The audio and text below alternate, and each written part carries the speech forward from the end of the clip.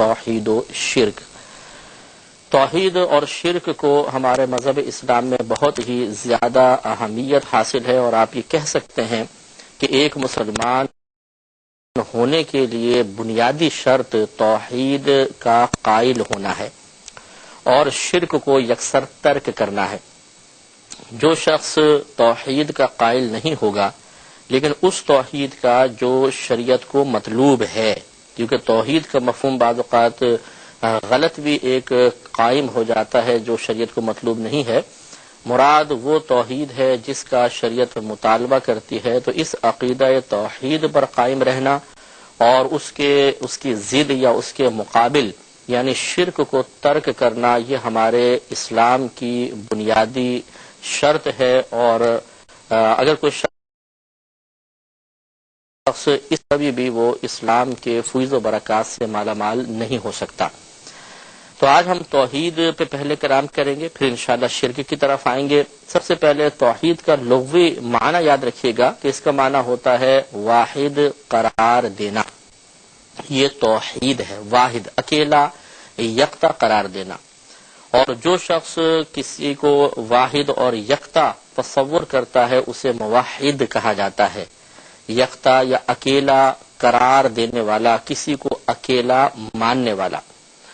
اور اصطلاحی اعتبار سے یا شرعی اعتبار سے اللہ تبارک و تعالیٰ کی ذات و صفات کو ہر قسم کے شرک اور شریک سے اکیلا اور علیحدہ اور دور تصور کرنے کا نام توحید ہوتا ہے۔ خلاصہ کلام یہ ہوگا کہ جو شخص اللہ تبارک و تعالیٰ کی ذات اور صفات کے اعتبار سے کسی کو بھی اللہ تبارک و تعالیٰ کے برابر شریک نہیں ٹھہراتا، شریک نہیں مانتا، اللہ تعالیٰ کے برابر تصور نہیں کرتا، اور اس کا عقیدہ یہ ہے کہ اللہ تعالیٰ واحد ہے، یکتا ہے، ذات کے اعتبار سے بھی، صفات کے اعتبار سے بھی، تو یہ شخص موحد ہے، اور اس نظریے یا عقیدے کو عقیدہ توحید کا نام دیا جاتا ہے۔ اللہ تبارک و تعالیٰ نے قرآن عظیم میں توحید پر بہت زیادہ کلام فرمایا۔ ایک تو اس کا حکم موجود ہے سورہ توبہ آیت نمبر 31 میں، اللہ تبارک و تعالیٰ کا فرمان عظمت نشان ہے کہ وما امروا، انہیں حکم نہیں دیا گیا تھا، الا مگر لیعبدوا الہا واحدا، کہ وہ عبادت کریں صرف ایک الہ کی، لا الہ الا ہو، نہیں ہے کوئی معبود مگر وہی، یعنی اللہ تبارک و تعالی سبحانہ عما یشرکون، اسے پاکی حاصل ہے ان تمام شریکوں سے جن کو یہ کفار اللہ کا شریک ٹھہراتے ہیں۔ تو معلوم یہ ہوا کہ اللہ تبارک و تعالیٰ کی طرف سے حکم یہ ہے کہ ایک الہ کی عبادت کی جائے، ایک خدا کی عبادت کی جائے، اور پھر آگے صراحتاً ذکر فرمایا کہ لا الہ الا ہو، کہ نہیں ہے کوئی معبود مگر وہی۔ لہذا اللہ تبارک و تعالیٰ کو واحد الہ تسلیم کرنا، اکیلا تسلیم کرنا، یہ ہم پر لازم و ضروری ہے۔ توحید باری تعالیٰ پر قرآن عظیم میں بے شمار دلائل ذکر کیے گئے، اس کا بیان کیا گیا۔ چند چیزیں ان میں سے آپ کی خدمت میں ہم بھی عرض کرتے ہیں۔ پہلا، سورہ اخلاص اللہ تبارک و تعالیٰ کی توحید کے بیان کے لیے پورے قرآن میں ایک اصل کی سی حیثیت رکھتی ہے۔ اس کا شان نزول آپ کو بتایا تھا، مختلف بیان کیا گیا ہے کہ کفار حاضر ہوئے تھے یا نصارہ آئے تھے یا یہود بارگاہ رسالت میں حاضر ہوئے تھے، اور انہوں نے اللہ تبارک و تعالیٰ کے بارے میں کویسچنز کیے، جس کے جواب میں پھر یہ آیت کریمہ یہ سورہ کریمہ نازل ہوئی۔ اللہ تعالیٰ ارشاد فرماتا ہے قل هو اللہ احد، اے حبیب کریم صلی اللہ علیہ وسلم آپ فرما دیجئے کہ اللہ ایک ہے، اللہ الصمد، اللہ بے نیاز ہے، لم یلد ولم یولد، نہ وہ اس کی کوئی اولاد ہے اور نہ وہ جنا گیا ہے، پیدا کیا گیا ہے، ولم یکن لہ کفوا احد، اور اس کے لیے کوئی شریک اور ہمسر نہیں ہے، کوئی اس کے ہم پلہ نہیں ہے۔ تو اس میں واحد ہونے کا ذکر فرما دیا گیا کہ وہ ذات کے اعتبار سے بھی اکیلا ہے، صفات کے اعتبار سے بھی اکیلا ہے، اسی طرح جو دنیاوی رشتے وغیرہ ہیں وہ ان سے بھی پاک و صاف ہے، بالکل یکتا، اکیلا اور منفرد ہے۔ میں بہک سکوں یہ سورہ بنی اسرائیل آیت نمبر 42 اور 43 میں اللہ تبارک و تعالی نے اپنے واحد ہونے کا ذکر اور اس پر باقاعدہ ایک دلیل قائم فرمائی. ارشاد ہوتا ہے کہ قل، اے حبیب کریم صلی اللہ علیہ وسلم آپ فرما دیجئے، لو کان معہ آلہۃ، کہ اگر اللہ تبارک و تعالی کے ساتھ کئی خدا ہوتے، کما یقولون، جیسا کہ یہ کفار کہتے ہیں، اذا لابتغوا الی ذی العرش سبیلا، تو وہ اس وقت ضرور عرش کے مالک کی جانب کوئی راستہ تلاش کر لیتے. سبحانہ و تعالی عما یقولون علوا کبیرا، اللہ تبارک و تعالی کو اس سے پاکی ہے اور وہ بلند و بالا ہے اس چیز سے کہ جس کو وہ کہہ رہے ہیں، اور بہت ہی بلند ہے. مراد یہ ہے کہ اگر جس طرح یہ دعویٰ کرتے ہیں کہ اللہ کے علاوہ بھی کئی الہ ہیں، یقینی سی بات ہے کہ یہ ان کو پوجتے ہیں، ان کی عبادت کرتے ہیں، تو وہ الہ ان سے خوش ہو کر یقیناً اللہ تعالیٰ کی بارگاہ میں ان کو مقبول بنا دیتے اور یہ اللہ کی بارگاہ میں راستہ تلاش کر سکتے. لیکن اللہ کا فیصلہ یہ ہے کہ جو اللہ تعالیٰ کے بتائے ہوئے طریقے کے موافق اللہ تبارک و تعالیٰ کا قرب کا راستہ تلاش نہیں کرے گا، وہ کبھی بھی اللہ تعالیٰ کی بارگاہ تک نہیں پہنچ سکتا. معلوم ہوا کہ بقیہ الہ کو اگر کوئی کافر اللہ تبارک و تعالیٰ کی بارگاہ میں قرب کے حصول کا وسیلہ اور ذریعہ بھی تصور کرے، تب بھی وہ کفر و شرک کا مرتکب ہوگا اور اللہ کی بارگاہ تک کبھی بھی اس کی رسائی نہیں ہو سکتی. نتیجہ یہ نکلے گا صرف ایک اللہ کی عبادت ہونی چاہیے، اسی رب کریم کو واحد اور یکتا قرار دینا چاہیے. سورۃ الانبیاء آیت نمبر 22 میں مزید ارشاد ہوتا ہے کہ لو کان فیہما آلہۃ، اور یہ ایک عقلی دلیل بھی آپ اس کو کہہ سکتے ہیں کہ لو کان فیہما آلہۃ، اگر اس زمین و آسمان میں کئی خدا ہوتے، الا اللہ، اللہ تعالی کے علاوہ، لا فسدتا، تو ضرور یہ زمین و آسمان تباہ و برباد ہو جاتے. فسبحان اللہ رب العرش عما یصفون، تو اللہ تبارک و تعالی کو پاکی حاصل ہے جو عرش کا مالک ہے ان چیزوں سے جس کو یہ اللہ تعالیٰ کے ساتھ موصوف کرتے ہیں، یا جو اللہ کے بارے میں باتیں کہتے ہیں. تو اس میں ایک عقلی دلیل اللہ تعالیٰ نے دی ہے کہ اگر زمین و آسمان میں ایک سے زیادہ خدا ہوتے، اور یہ اللہ کے واحد ہونے پر بہترین دلیل ہے جو عقلی لحاظ سے آپ کسی کے سامنے بیان کر سکتے ہیں، کہ جب دو حاکم کسی ملک کو چلاتے ہیں، کسی سلطنت کو چلاتے ہیں، تو یقینی سی بات ہے کہیں نہ کہیں ان کی آراء میں اختلاف ضرور پیدا ہوتا ہے، اور حاکمانہ تکبر دوسرے کی اطاعت کی راہ میں بہت بڑی رکاوٹ ہے. تو یقیناً ایسا ہوتا کہ کبھی ایسا ہوتا کہ ایک الہ کہتا مثلا کہ اس جگہ بارش ہوگی، دوسرا کہتا ہے کہ نہیں، یہاں پر قحط سالی کا ارادہ ہے. ایک کہتا ہے اس کو مارنا ہے، دوسرا کہتا ہے کہ نہیں، تو بھی بہت چھوٹا سا بچہ ہے، اس کے ماں باپ کیسے صدمہ برداشت کریں گے، اس کی ماں تو ہارٹ اٹیک سے ہی مر جائے گی، لہٰذا یہ نہیں مرے گا. اور اس طریقے سے دونوں ایک دوسرے کی اطاعت تو کرتے نہیں، تو لڑائی جھگڑا بڑھ جاتا، ایک اپنی فوج لاتا، دوسرا اپنی فوج لاتا، اور اس طریقے سے ہنگامہ آرائی ہوتی اور زمین و آسمان یقیناً قائم نہ رہ سکتے. لیکن آپ دیکھیے پوری کائنات میں ایک بے نقص نظام چل رہا ہے، کوئی اختلاف نہیں، کوئی لڑائی جھگڑا یا فساد برپا ہوتا نظر نہیں آتا، جس سے معلوم ہوتا ہے کہ ایک ذات کا ارادہ ہی اس پوری کائنات کے نظام کے پیچھے کار فرما ہے، کوئی اس ارادے کے راہ میں رکاوٹ ڈالنے والا نہیں ہے. نتیجہ یہی نکلا کہ اللہ تبارک و تعالی یکتا ہے، اکیلا ہے، اسے اکیلا ہی ماننا پڑے گا. اگر ہم عقلی لحاظ سے بھی دوسرے خدا کے وجود کو تسلیم کرنے کی کوشش کریں تو اس کا ضرور نتیجہ منفی صورت میں ظاہر ہوتا، جو آج تک نہیں ہو سکا. اس سے معلوم ہوا کہ خدا صرف ایک ہی ہے. طور پہ ارشاد فرمایا سورہ فصلت میں آیت نمبر 6 ہے کہ انما الہکم الہ واحد، محض تمہارا الہ ایک الہ ہے. محض انما حصر کے لیے آیا کہ تمہارا خدا صرف ایک ہی خدا ہے اور خدا نہیں ہے. سورہ نمل آیت نمبر 59 سے لے کے 59 سے 64 تک، یعنی 64ویں آیت تک بہت سارا کلام ہے جس میں اللہ تبارک و تعالی نے عقلی لحاظ سے ایک خدا کے وجود پر دلائل قائم فرمائے، یعنی اپنے یک اور واحد ہونے کے دلائل کو ذکر کیا. اور یہ ذکر کرنا مختلف چیزوں کو کے ذریعے ہے کہ جو اللہ تعالی نے ہم پہ احسانات فرمائے، اور اس کے پیچھے مقصود یہ ہے کہ ہم اس بات پہ غور و تفکر کریں کہ کسی بھی آپ غیر مسلم کو جو اللہ کے علاوہ کسی اور خدا کا اعتراف کرتا ہے، اس سے آپ پوچھئے کہ بتاؤ کیا تمہارے خدا بارش برساتے ہیں؟ وہ کہے گا نہیں. تمہارے خدا نے زمین و آسمان کو پیدا کیا؟ وہ کہے گا نہیں۔ کیا تمہارا خدا یہ درخت اگاتا ہے؟ وہ کہے گا نہیں۔ رزق تمہارے خدا دیتے ہیں؟ وہ کہے گا نہیں۔ تو پھر یقینی سی بات ہے کہ اس رب کی اطاعت کی طرف اور عبادت کی طرف آؤ کہ جو یہ تمام چیزیں کر سکتا ہے، بلکہ کر رہا ہے، بلکہ کر چکا ہے، اس کی تم اطاعت کرو، اس کے مطابق اپنی زندگی گزارو،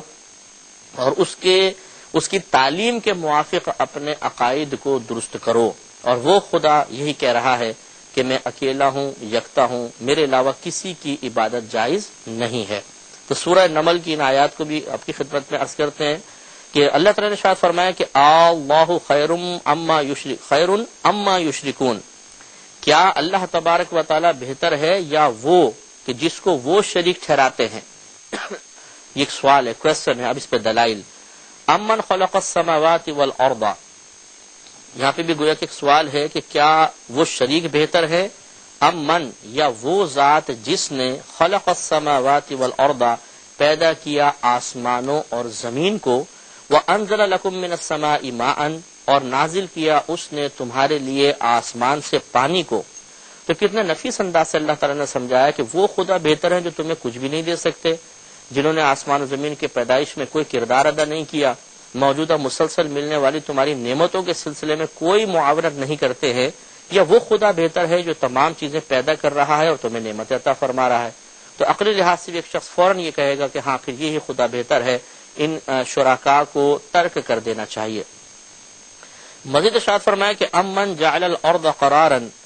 کیا وہ ذات جس نے بنایا زمین کو قرار، یعنی جائے قرار، جس پر آپ قرار پکڑ سکتے ہیں، توازن قائم رکھ سکتے ہیں۔ سوال وہی چل رہا ہے کہ کیا وہ شریک بہتر ہے یا اللہ تعالیٰ بہتر ہے؟ وہ خدا کہ جس نے زمین کو قرار بنا، یعنی زمین کے درمیان نہریں چلائیں، نہروں کو جاری کیا، وجعلها رواسیا، اور اس نے اس زمین کے لیے لنگر بنائے، یعنی پہاڑوں کو قائم فرمایا، وجعل بین البحرین حاجزا، اور اس نے دو سمندروں کے درمیان، دو پانیوں کے، دو دریاؤں کے درمیان ایک رکاوٹ رکھ دی۔ رکاوٹ کیسی کہ سمندر کا پانی کڑوا اور دریا کا پانی میٹھا ہوتا ہے، اور تمام کے تمام دریا آپ کو معلوم ہے کہ سمندر میں جا کر ملتے ہیں، لیکن جب یہ ملتے ہیں ایسا نہیں ہوتا کہ سمندر کا پانی دریا کے اوپر چڑھ جائے اور سارا پانی نمکین ہو جائے، نہ ایسا ہوتا ہے کہ دریا سمندر پہ غالب آ کر اس کے پانی کو غیر نمکین کر دیں۔ یہ کہنے فرمانے کے بعد پھر سوال ہے، الہ مع اللہ، کیا اللہ تبارک و تعالیٰ کے ساتھ کوئی خدا ہے؟ یقینی سی بات جواب ہوگا کہ نہیں۔ تو پھر فرمایا کہ بل اکثرهم لا يعلمون، بلکہ ان میں سے اکثر جہالت کا شکار ہیں۔ پھر فرمایا کہ امن یجیب المضطر، کیا وہ ذات کے جو یجیب دعا قبول کرتی ہے، پکار قبول کرتی ہے، مضطر کی، مجبور شخص کی، اذا دعاہ، جب وہ اس کو پکارتا ہے، ویکشف السوء، اور وہ کھول دیتا ہے برائی کو، مصیبت کو، یعنی ہٹا دیتا ہے،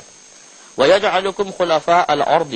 اور اس نے تمہیں زمین کا خلیفہ بنایا ہے، یعنی زمین پر تمہاری حکومت، تمہیں اللہ نے اپنا گویا کہ نائب بنا دیا ہے۔ یہ بھی اللہ کے احسانات ہیں۔ پھر یہ بہتر ہے، یہ خدا عبادت کے لائق ہے، یا عبادت کے لحاظ سے، معبود بنائے جانے کے لحاظ سے یہ خدا بہتر ہے یا وہ شریک بہتر ہے؟ یقینی سی بات ہے جواب ہوگا یہی خدا۔ پھر سوال ہوا الہ مع اللہ، تو کیا اللہ تبارک و تعالیٰ کے ساتھ کوئی الہ ہے؟ قلیلا ما تذکرون، بہت تھوڑے ہیں کہ جو نصیحت حاصل کرتے ہیں۔ ومن، اور وہ ذات جو یرسل الریاح، چلاتی ہے ہوا کو، بشرن بین یدی رحمتہ، اس حال میں کہ وہ خوشخبری ہوتی ہے اس کی رحمت کے سامنے، یعنی اس کی رحمت کے ساتھ، اس کی رحمت اور کرم سے یہ خوشگوار ہوائیں تمہارے لیے خوشخبری لے کر آتی ہیں۔ جیسے کہ قحط سالی ہوتی ہے، ٹھنڈی ہوا آنی شروع ہوتی ہے، تو مکین اور جانور تک سمجھ جاتے ہیں کہ یہ اپنے ساتھ بارش لا رہی ہے، اور یہ خوشخبری کی سی لہر دوڑ جاتی ہے۔ تو یہ خدا فرما رہا ہے، تو کیا یہ بہتر ہے یا شریک بہتر ہے؟ الہ مع اللہ، کیا اللہ تعالیٰ کے ساتھ کوئی الہ ہے؟ تعالی اللہ عما یشرکون، بلند و بالا ہے اللہ تبارک و تعالیٰ ان تمام شرکاء سے جسے یہ لوگ شریک ٹھہراتے ہیں۔ آخر میں مزید ارشاد فرمایا کہ امن یبدأ الخلق، کیا یہ شریک بہتر ہے؟ امن، یا وہ ذات جس نے یبدأ الخلق،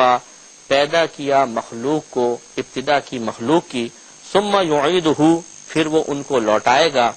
ومن یرزقکم من السماء والارض اور وہ ذات جو رزق دیتی ہے تمہیں آسمان سے اور زمین سے، الہ مع اللہ کیا اللہ تعالیٰ کے ساتھ کوئی الہ ہے؟ قل ہاتوا برہانکم ان کنتم صادقین، اے حبیب کریم صلی اللہ علیہ وسلم آپ فرما دیجئے کہ تم لے آؤ اپنے دلیل کو اگر تم اس میں سچے ہو۔ اس پہ آخری موقع پہ انشاءاللہ ہم کلام مزید کریں گے، لیکن اگلے پروگرام میں وآخر دعوانا ان الحمدللہ رب العالمین۔ الحمد للہ رب العالمین والصلاة والسلام علی سید الانبیاء والمرسلین،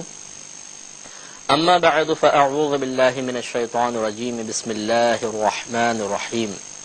الفرقان پروگرام کے سلسلے میں عقائد کا بیان ہو رہا ہے، اور عقائد کے سلسلے میں توحید اور شرک کے ٹاپک پر گفتگو ہو رہی تھی۔ پہلے ہم نے توحید باری تعالی پر تھوڑا سا پچھلے پروگرام میں کلام کیا کہ توحید کا معنی کیا ہے، کیا اس کا تصور ہمارے ذہن میں ہونا چاہیے، اور اس توحید پر کون کون سے دلائل اللہ تبارک و تعالی نے قائم فرمائے ہیں۔ تو سورہ نمل آیت نمبر 59 سے 64 کے درمیان جو کچھ اللہ تعالی نے بیان فرمایا وہ پچھلے پروگرام میں بالتفصیل عرض کیا۔ آخری آیت پر ہم دوبارہ آتے ہیں کہ اللہ تعالی نے ارشاد فرمایا امن یبدأ الخلق، اس سے پہلے ایک چیز سمجھ لیں محذوف ہے، پوشیدہ ہے کہ کیا وہ جو شرکاء ہیں جن کو کفار دعویٰ کرتے ہیں کہ اللہ کے ساتھ عبادت کے اندر ہی شریک ہیں، وہ بہتر ہیں، امن یا وہ ذات کہ یبدأ الخلق جس نے پیدا کیا مخلوق کو یا مخلوق کی اس نے ابتدا فرمائی، ثم یعیدہ پھر وہ انہیں لوٹائے گا، ومن یرزقکم من السماء والارض اور وہ ذات کی رزق دیتی ہے تمہیں آسمانوں سے اور زمین سے۔ تو اب فیصلہ آپ کے ہاتھ میں ہے کہ یہ ذات بہتر ہے یا وہ شرکاء بہتر ہیں۔ تو ذہن یہ کہے گا، قلب اسی بات کی گواہی دے گا کہ یہی خدا بہتر ہے۔ پھر سوال کہ الہ مع اللہ، کیا اللہ تبارک و تعالیٰ کے ساتھ کوئی الہ ہے؟ یعنی ہو سکتا ہے کہ کوئی الہ؟ جب سارے کام اللہ تعالیٰ نے فرمائے تو اللہ تعالیٰ کے ساتھ کون معبود ہو سکتا ہے، کون عبادت کے لائق ہو سکتا ہے؟ وہی ذات عبادت کے لائق ہے، وہی ذات اس قابل ہے کہ اس کے سامنے سر بسجود ہو جایا جائے، کہ جو اتنی پیاری صفات کی حامل ہے، اتنی محسن ذات ہے، اتنے انعامات عطا فرماتی ہے، اتنی عظیم قدرت کی اور عظمت کی حامل ذات ہے، تو اسی پر ایمان لانا چاہیے، اسی کو اکیلا اور یکتا تصور کرنا چاہیے، اور وہ جو تعلیمات اپنے محبوبوں کے ذریعے، انبیاء علیہم السلام کے ذریعے ہم تک پہنچاتا ہے، خصوصاً ابھی جو آخری دور چل رہا ہے اس نے جو تعلیمات اپنے حبیب کریم صلی اللہ علیہ وسلم کے ذریعے قیامت تک کے لوگوں کے لیے دنیا میں بھیجی، ان پر ایمان لانا چاہیے۔ میں اللہ تعالیٰ نے ایک چیلنج کیا ہے، ایک دعویٰ کیا ہے، اور اپنے حبیب کریم صلی اللہ علیہ وسلم کے ذریعے ان کفار کے قلوب کو جھنجھوڑا ہے۔ ارشاد فرماتا ہے کہ قل، اے حبیب کریم صلی اللہ علیہ وسلم آپ فرما دیجئے، ہاتوا برہانکم، کہ تم اپنی دلیل لے آؤ، ان کنتم صادقین اگر تم سچے ہو، یعنی اگر تم دعویٰ کرتے ہو کہ اللہ تعالیٰ کے علاوہ بھی کوئی عبادت کے لائق ہے تو لاؤ ایک ایسی ذات کہ جس میں اللہ تبارک و تعالیٰ کی مثل صفات موجود ہوں،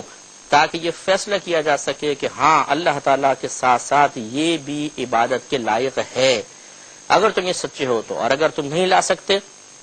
اللہ تعالیٰ کا دعویٰ یقیناً حق ہے اور سچ ہے کہ کوئی ذات اللہ کے علاوہ ایسی نہیں ہے جو ذات کے اعتبار سے، صفات کے اعتبار سے، خصوصیات کے اعتبار سے، کمالات کے اعتبار سے، فضائل کے اعتبار سے، عظمت قدرت کے اعتبار سے اللہ کے برابر ہو۔ تو پھر کیوں نہیں تسلیم کر لیتے کہ ایک ہی خدا ہے، اسی کی عبادت ہونی چاہیے اور کوئی عبادت کے لائق نہیں ہے۔ تو یہ عقلی دلیل سے اللہ تعالیٰ نے بہترین انداز سے سمجھایا، سمجھنے والے کے لیے دلیل بہت بڑی دلیل ہے۔ سورہ بقرہ آیت نمبر 258 میں حضرت ابراہیم علیہ السلام کے ذریعے اللہ تبارک و تعالیٰ نے ایک اور اپنی وحدانیت کی دلیل قائم فرمائی۔ جب ابراہیم علیہ السلام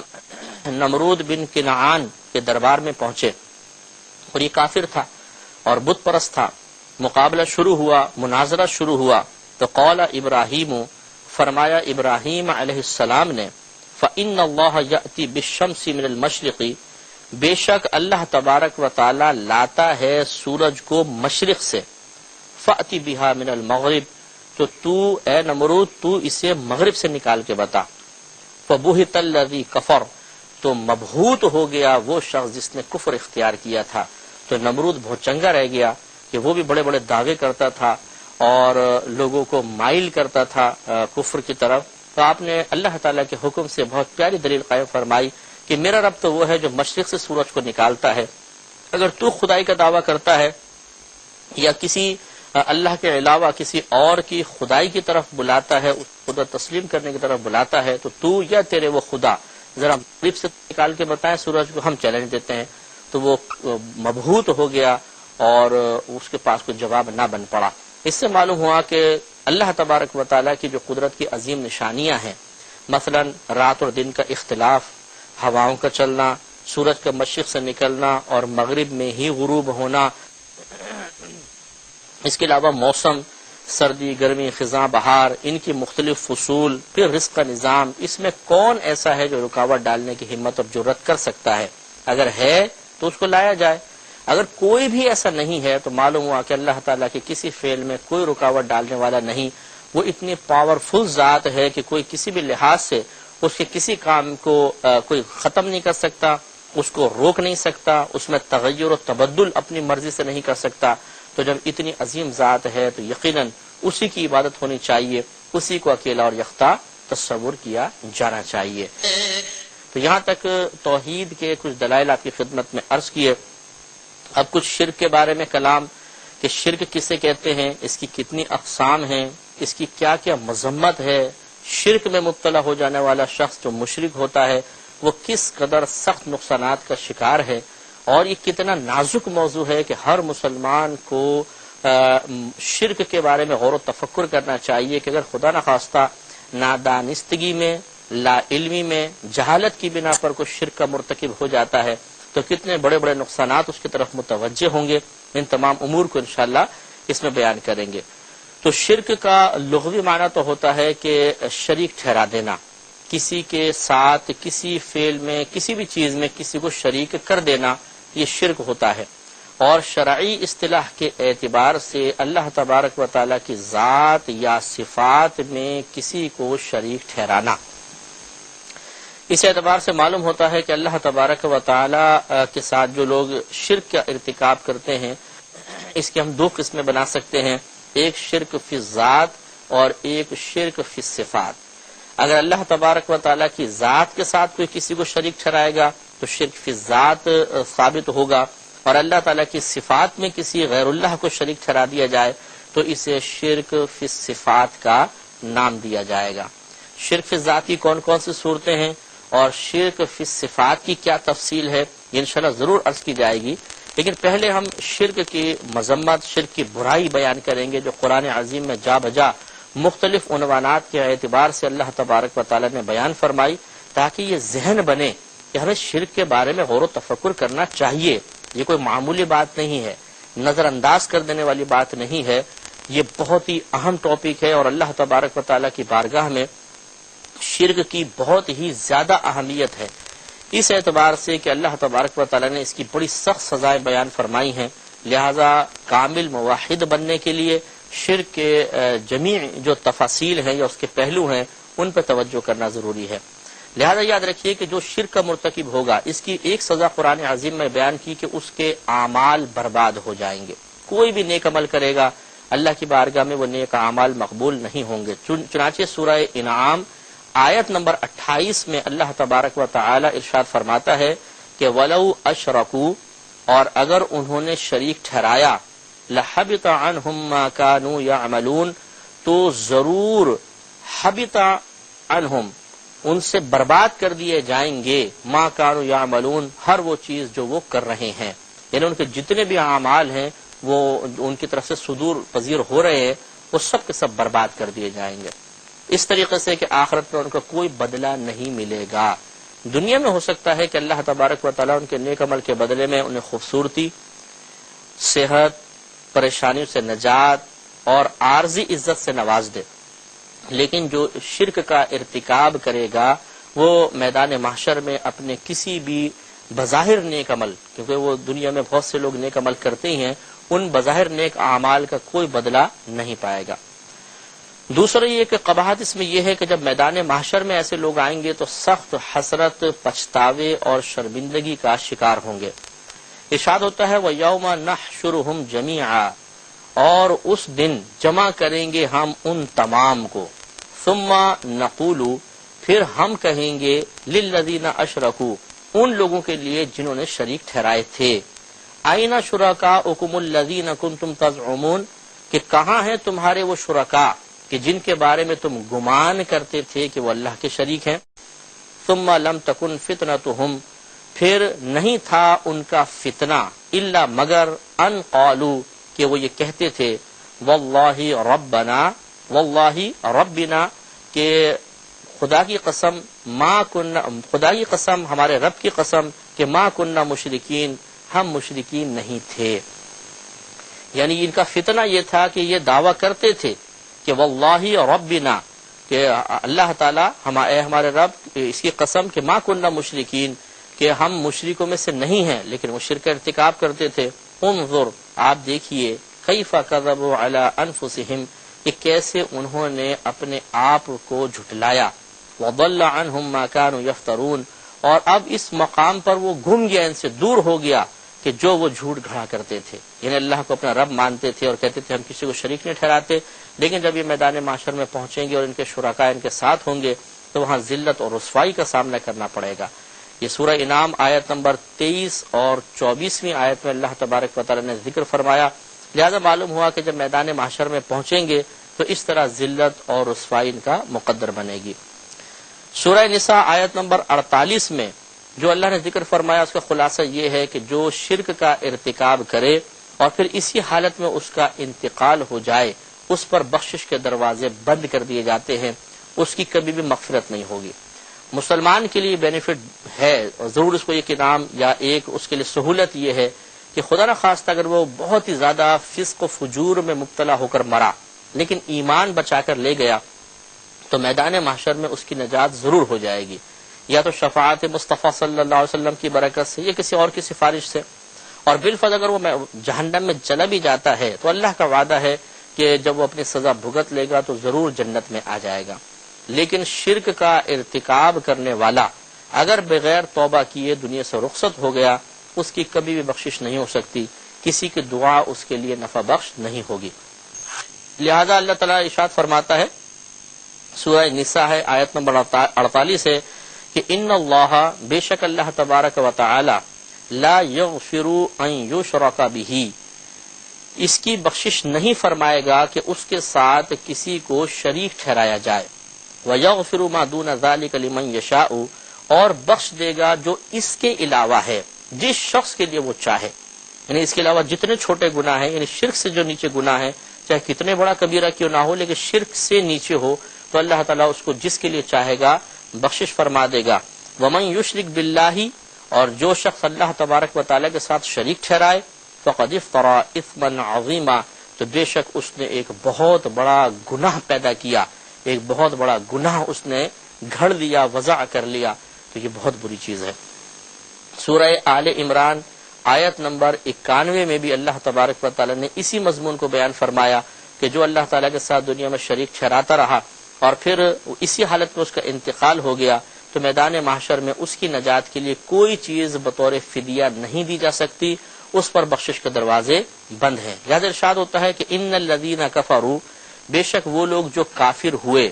وماتوا، اور وہ مر گئے، وما وہم کفار، اس حال میں کہ وہ حالت کفر میں تھے، تو فلن یقبل من احدہم ملء الارض ذہبا،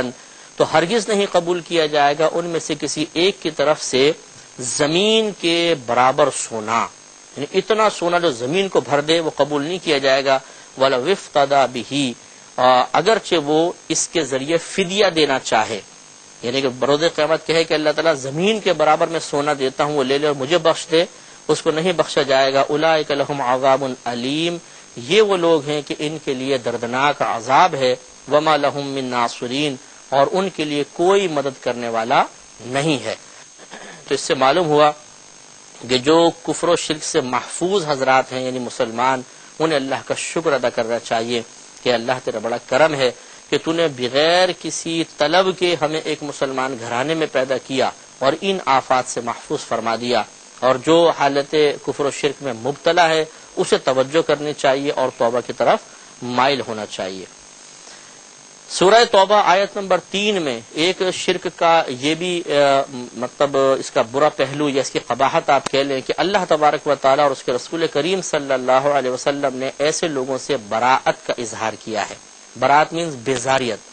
جیسے کوئی اگر عظیم بزرگ شخصیت ہو اور وہ آپ کے بارے میں کہہ دے کہ اس شخص سے تو میں بہت سخت بیزار ہوں، تو کیا حالت ہوگی اور کتنا ہمیں برا محسوس ہوگا اور کتنی اس میں ذلت کا معنی پوشیدہ ہے، اور جس سے اللہ تعالیٰ اس کے رسول براءت کا اظہار فرمائے وہ کتنا برا ہوگا۔ لہذا ارشاد ہوتا ہے کہ ان اللہ بریء من المشرکین ورسولہ، بے شک اللہ تبارک و تعالی بیزار ہے مشرکین سے اور اس کا رسول بھی ان مشرکین سے بیزار ہے۔ تو شرک کرنے والوں سے اللہ تبارک و تعالی بھی براءت کا اظہار فرما رہا ہے، اس کے رسول بھی۔ ایک قباحت شرک میں یہ بھی ہے کہ جو اس کا مرتکب ہو جائے گا اس کے لیے دوسرے کی دعائے مغفرت بھی قبول نہیں کی جائے گی۔ اسی لیے اس نص سے جو میں بھی آپ کی خدمت میں عرض کر رہا ہوں، اس نص قطعی کی وجہ سے فقہائے اسلام نے بیان فرمایا کہ کسی کافر و مشرک کے لیے دعائے مغفرت کرنا کفر ہے۔ اس لیے کفر ہے کہ صراحتاً اللہ تعالیٰ جو بھی آیت عرض کر رہے ہیں کہ اس میں اللہ نے بیان فرما دیا کہ ان کفار و مشرکین کے لیے دعائے مغفرت نہ کی جائے، اس لیے کہ ان کی بخشش نہیں ہو سکتی۔ اب اگر ہم دعائے مغفرت کر رہے ہیں تو اس کی دو ہی وجوہات ہو سکتی ہیں کہ یا تو ہمیں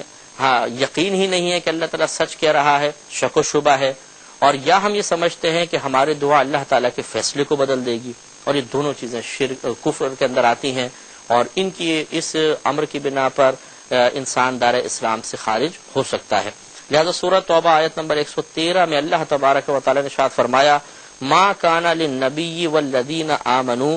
نہیں مناسب ہے نبی کے لیے یعنی ہمارے نبی کریم صلی اللہ علیہ وسلم کے لیے اور ان لوگوں کے لیے جو ایمان لائے، ان یستغفروا للمشرکین، کہ وہ مغفرت طلب کریں مشرکین کے لیے، ولو کانوا اولی قربى من بعد ما تبین لهم، اگرچہ وہ قریب ترین رشتہ دار ہوں اس کے بعد کہ واضح ہو چکا ان کے لیے انہم اصحاب الجحیم، کہ بے شک وہ دوزخی ہیں یا دوزخ والے ہیں۔ یعنی جب کوئی شخص حالت کفر میں مر گیا تو وہ دوزخی ہے، اور جب پتہ ہے کہ یہ دوزخی ہے تو پھر اس کے لیے دعائے مغفرت کرنا یہ نہ مومنین کے لیے جائز ہے۔ لہذا معلوم ہوا کہ مشرکین کے لیے جو حالت کفر میں مرا اور ہمیں واضح طور پہ معلوم ہے کہ حالت کفر میں مرا ہے، اس کے لیے دعائے مغفرت کرنا یہ اللہ تعالیٰ کے اس فرمان پر عدم اعتماد کی علامت بن جائے گا اور وہ ہمیں کفر تک پہنچا سکتا ہے۔ اس کے علاوہ ایک شرک کی یہ بھی قباحت بیان کی گئی کہ ایسا شخص سب کی لعنت کا مستحق ہوگا۔ لہذا سورہ بقرہ آیت نمبر 161 اور 162 میں اللہ تبارک و تعالی ارشاد فرماتا ہے کہ ان الذین کفروا وماتوا وهم کفار، بے شک وہ جو کافر ہوئے اور وہ مر گئے اس حال میں کہ وہ کافر تھے، یعنی حالت کفر میں مر گئے، اولئک علیہم لعنت اللہ، یہ وہ لوگ ہیں کہ ان پر اللہ تبارک و تعالی کی لعنت ہے، والملائکۃ والناس اجمعین، اور فرشتوں اور تمام لوگوں کی لعنت ہے۔ ابھی تھوڑا سا آیت کا حصہ باقی ہے اور اس پر انشاءاللہ تھوڑا سا کلام بھی مزید ہونا چاہیے، لیکن اگلے پروگرام میں۔ وآخر دعوانا ان الحمد للہ رب العالمین۔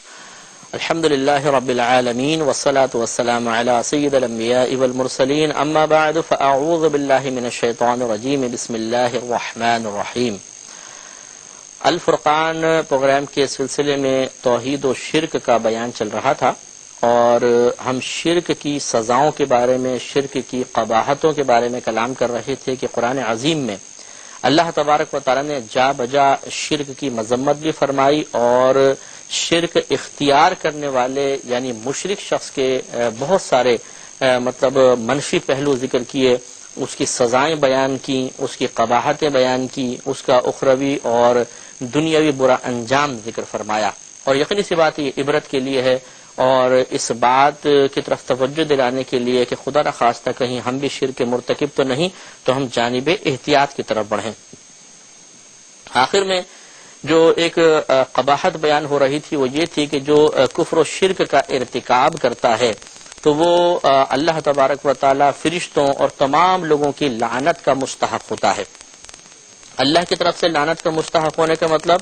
رحمت سے دور کر دیا جانا۔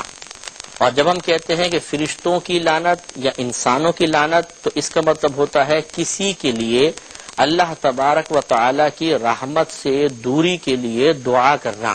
یعنی کسی کے لیے بد دعا کرنا کہ اللہ تعالیٰ اس کو اپنی رحمت سے دور کر دے۔ تو کفار اور مشرکین پر اللہ کی بھی لعنت ہے، یعنی اللہ نے ان کو اپنی رحمت سے دور کر دیا ہے، اور فرشتوں اور انسانوں کی بھی لعنت ہے، یعنی تمام انسان جو موحد ہیں وہ اس طرح ان کی طرف سے لعنت ہوتی ہے کہ خود ہمیں بعض اوقات شعور نہیں ہوتا، لیکن اللہ تبارک و تعالیٰ نے ہماری طرف سے فرشتوں کی طرف سے ان پر لعنت کو مقرر کر دیا ہے۔ لہذا سورہ بقرہ آیت نمبر 161 162 آپ کی خدمت میں پیش کر رہے تھے کہ اللہ تعالیٰ نے ارشاد فرمایا ان الذین کفروا وماتوا وهم کفار، کہ بے شک وہ لوگ جو کافر ہوئے اور وہ حالت کفر میں ہی مر گئے، اولئک علیہم، یہ وہ لوگ ہیں کہ ان پر لعنت اللہ والملائکۃ والناس اجمعین، ان پر اللہ تبارک و تعالیٰ کی، تمام فرشتوں کی اور تمام انسانوں کی لعنت ہے۔ خالدین فیہا، وہ اس لعنت میں ہمیشہ رہیں گے۔ لا یخفف عنہم العذاب، ان سے عذاب میں کوئی تخفیف نہیں کی جائے گی۔ ولا ہم ینظرون، اور نہ وہ مہلت دیے جائیں گے، یعنی ایسا نہیں ہوگا وقفہ ہو جائے یا عذاب ان سے کم ہو جائے، مدت کے لحاظ سے کوئی کمی نہیں ہوگی اور وہ شدید عذاب میں مبتلا رہیں گے۔ اس سے معلوم ہوا کہ ان کا دنیاوی انجام اللہ تعالیٰ کی رحمت سے دوری لعنت کا توق ہے، اور اخروی انجام دوزخ میں ہمیشہ ہمیشہ کے لیے رہنا ہے۔ سورہ مائدہ آیت نمبر 72 میں شرک کی ایک قباحت یہ بیان کی گئی کہ جو اس کا ارتکاب کرے گا، اس میں مبتلا ہوگا، اس پر جنت حرام کر دی جائے گی، یعنی وہ کبھی جنت میں نہیں جا سکتا اور وہ ہمیشہ ہمیشہ جہنم میں رہے گا۔ اللہ تبارک و تعالی ارشاد فرماتا ہے لقد کفر الذین قالوا، ضرور بے شک کفر کیا ان لوگوں نے جنہوں نے کہا ان اللہ هو المسیح ابن مریم، کہ بے شک اللہ تعالی وہ مسیح بن مریم ہی ہے، یعنی عیسیٰ علیہ السلام ہی خدا ہیں، جنہوں نے کفر کیا۔ وقال المسیح، حالانکہ عیسیٰ علیہ السلام نے فرمایا یا بنی اسرائیل اعبدوا اللہ ربی وربکم، کہ اے بنی اسرائیل تم اللہ تبارک و تعالی کی عبادت کرو جو میرا رب ہے اور تمہارا بھی رب ہے۔ انہ من یشرک باللہ، بے شک وہ شخص کہ جو اللہ تعالی کے ساتھ شریک ٹھہرائے، فقد حرم اللہ علیہ الجنت، تو بے شک اللہ تبارک و تعالی نے اس پر جنت کو حرام فرمایا ہے۔ ومأواہ النار، اور اس کا ٹھکانہ جہنم ہے۔ وما للظالمین من انصار، اور ظالموں کے لیے کوئی مددگار نہیں۔ تو اس سے معلوم ہوا کہ جو شرک کا مرتکب ہوگا، چاہے اہل کتاب میں سے ہی کیوں نہ ہو، جیسے کہ یہاں پر ذکر کیا گیا، تو اللہ تبارک و تعالی نے اس پر جنت کو حرام فرما دیا ہے اور اس کا ٹھکانہ جہنم ہے، وہ اس میں ہمیشہ ہمیشہ رہے گا۔ سورۃ البینہ آیت نمبر 6 میں اللہ تبارک و تعالی نے مشرکوں کے لیے جہنم میں داخلے کی وعید بیان فرمائی، جس سے معلوم ہوا کہ شرک کی ایک قباحت یہ ہے کہ اس کا مرتکب جہنم میں داخل کیا جائے گا۔ پچھلی آیت سے بھی ثابت ہے، ایک مستقل اس کو ہیڈنگ دی جا سکتی ہے، ان الذین کفروا من اہل الکتاب والمشرکین، بے شک وہ لوگ جنہوں نے کفر اختیار کیا اہل کتاب میں سے اور مشرکین، فی نار جہنم، وہ دوزخ کی آگ میں ہیں، خالدین فیہا، وہ اس میں ہمیشہ رہنے والے ہیں، اولئک ہم شر البریہ، یہ مخلوق میں سے سب سے بدتر ہیں۔ تو معلوم ہوا کہ جو شرک کا ارتکاب کرے گا، چاہے وہ اہل کتاب میں سے ہی کیوں نہ ہو، اور دیگر کفار جو زمانہ نبوی صلی اللہ علیہ وسلم میں تھے، یہ مخلوق میں سے بدترین قرار دیے گئے، اور صریح آیت میں اللہ تبارک و تعالی نے بیان فرما دیا کہ یہ جہنم میں جائیں گے اور اس میں ہمیشہ ہمیشہ رہیں گے۔ آخر میں بس یہ بات یاد رکھیے کہ شرک کی ان قباحتوں کو سننے کے بعد ہمارا ذہن اور ہمارا قلب یقیناً اس بات کو تسلیم کرے گا کہ شرک سے بچنا چاہیے۔ جو گناہ ہمارے اعمال کو برباد کر دے، ہماری نیکیوں کو ختم کر دے، ہمیں لعنت کا مستحق بنا دے، جو ہم پر مغفرت اور بخشش کے دروازے بند کر دے، اگر ہم اسی حالت میں خدا نخواستہ مر جائیں تو دعائے مغفرت کوئی ہمارے لیے نہیں کر سکتا، جہنم ہم پر واجب ہو جائے، جنت کو حرام کر دیا جائے، میدان محشر میں ذلت و رسوائی مقدر بن جائے، جب اللہ کی طرف سے تمام سزائیں، تمام حکم بیان کیے گئے تو دل ڈر جاتا ہے، اور آدمی سنجیدگی سے غور و تفکر کرتا ہے کہ ایسا تو نہیں کہ میں اپنے عقائد کے سلسلے میں جو مجھے اپنے والدین، آباء و اجداد کی طرف سے ملے ہیں ان میں سے کسی شرک کا مرتکب تو نہیں ہو رہا، کیونکہ اچھی طرح یاد رکھیے کہ یہ غور و تفکر ہمارے قلب میں ایک روشنی پیدا کرے گا، ہمیں ہدایت کی طرف بلائے گا، گمراہی سے دور کرے گا۔ یہ چیز غلط ہے کہ انسان یہ کہے کہ جی چونکہ میں نے اپنے بڑوں کو اس پر پایا اس لیے میں کروں گا، یہ کوئی دلیل نہیں ہوتی ہے۔ جو بھی نبی ایسا ہے جس نے تبلیغ دین فرمائی تو کفار کا آپ دیکھیں قرآن پاک میں جا بجا یہی عذر بیان کیا جاتا ہے کہ وہ یہ کہا کرتے تھے جی ہم نے ان عقائد پر اپنے آباء و اجداد کو پایا ہے تو کیا ہم ان کو چھوڑ دیں؟ تو معلوم یہ ہوا کہ ضروری نہیں ہے کہ جو عقیدہ آپ کے بڑوں کی طرف سے آپ کو ملا ہے وہ ضرور صحیح ہی ہوگا، ہو سکتا ہے اس میں کچھ غلطی بھی ہو سکتا ہے اس میں کچھ گڑبڑ ہو سکتا ہے وہ عقیدہ اپنی اصل کے اعتبار سے بالکل ٹھیک ہو، لیکن بعد میں لوگوں نے اس میں کچھ ایڈنگ کر دی ہو، لہذا توجہ کرنا ضروری ہے۔ اور یاد رکھیے کہ گناہ کے کاموں میں، شرک کے کاموں میں کسی کی اطاعت نہیں ہو سکتی ہے، چاہے وہ ماں باپ ہی کیوں نہ ہو، چاہے قریبی رشتہ دار ہی کیوں نہ ہو، ان کی مخالفت کرنا لازم ہوگا۔ اس پر بھی ایک آیت میں عرض کر دیتا ہوں، سورہ عنکبوت آیت نمبر 8 میں اللہ تبارک و تعالی ارشاد فرماتا ہے وَوَصَّيْنَا الْإِنسَانَ بِوَالِدَيْهِ حُسْنًا، اور ہم نے انسان کو والدین کے ساتھ اچھے سلوک کا حکم ارشاد فرمایا، لیکن آگے فرمایا وَإِن جَاهَدَاكَ، اور اگر وہ دونوں یعنی ماں باپ کوشش کریں تیرے ساتھ لِتُشْرِكَ بِي مَا لَيْسَ لَكَ بِهِ عِلْمٌ، کہ تو میرے ساتھ اسے شریک ٹھہرائے جس کا تجھے علم نہیں ہے کہ واقعی میرے ساتھ شریک ہو سکتا ہے کہ نہیں، فَلَا تُطِعْهُمَا، تو ان دونوں کی اطاعت مت کرنا، اِلَيَّ مَرْجِعُكُمْ، میری ہی طرف تمہارا لوٹنے کا مقام ہے، فَأُنَبِّئُكُمْ بِمَا كُنْتُمْ تَعْمَلُونَ، تو پھر میں تمہیں خبر دوں گا ان تمام کاموں کی جو تم دنیا میں کرتے رہے تھے۔ تو صراحتاً اس میں اللہ تبارک و تعالیٰ نے بڑوں کی اس اطاعت سے منع فرما دیا کہ جو غلطی پر مبنی ہو، غلطی پر مشتمل ہو یا غلط کاموں میں اطاعت ہو، اللہ تعالیٰ نے منع فرمایا کہ اس میں ان کی اطاعت نہیں کی جائے گی۔ لہذا ہر وہ غلط عقیدہ جو ہمیں کبھی ہو سکتا ہے اوپر سے گھروں کے اندر ہوتے ہیں عقائد مختلف قسم کے، اگر وہ بڑوں سے ملا ہے تو اسی وقت اس عقیدے کو اپنائیں گے کہ جب وہ قرآن و حدیث کے موافق محسوس ہوگا، اکابرین اسلام کی تعلیمات کے مطابق محسوس ہوگا تو ہم اس کو صحیح تسلیم کرتے ہوئے لے لیں گے، اور اگر ان کے خلاف ہوگا تو اس سے یقیناً اجتناب کرنا ضروری ہوگا۔ تو یہاں تک شرک کی قباحتیں بیان ہوئی۔ اب انشاءاللہ ہم شرک کی اقسام کی طرف آتے ہیں اور ہر قسم کے اوپر تھوڑا سا ہم کلام کریں گے۔ آپ کی خدمت میں عرض کیا تھا کہ جب ہم شرک کی تعریف دیکھتے ہیں کہ اللہ تعالیٰ کی ذات و صفات میں کسی کو شریک ٹھہرا لینا یہ شرک ہے، تو اسی سے معلوم ہو جاتا ہے کہ شرک کی دو قسمیں ہیں،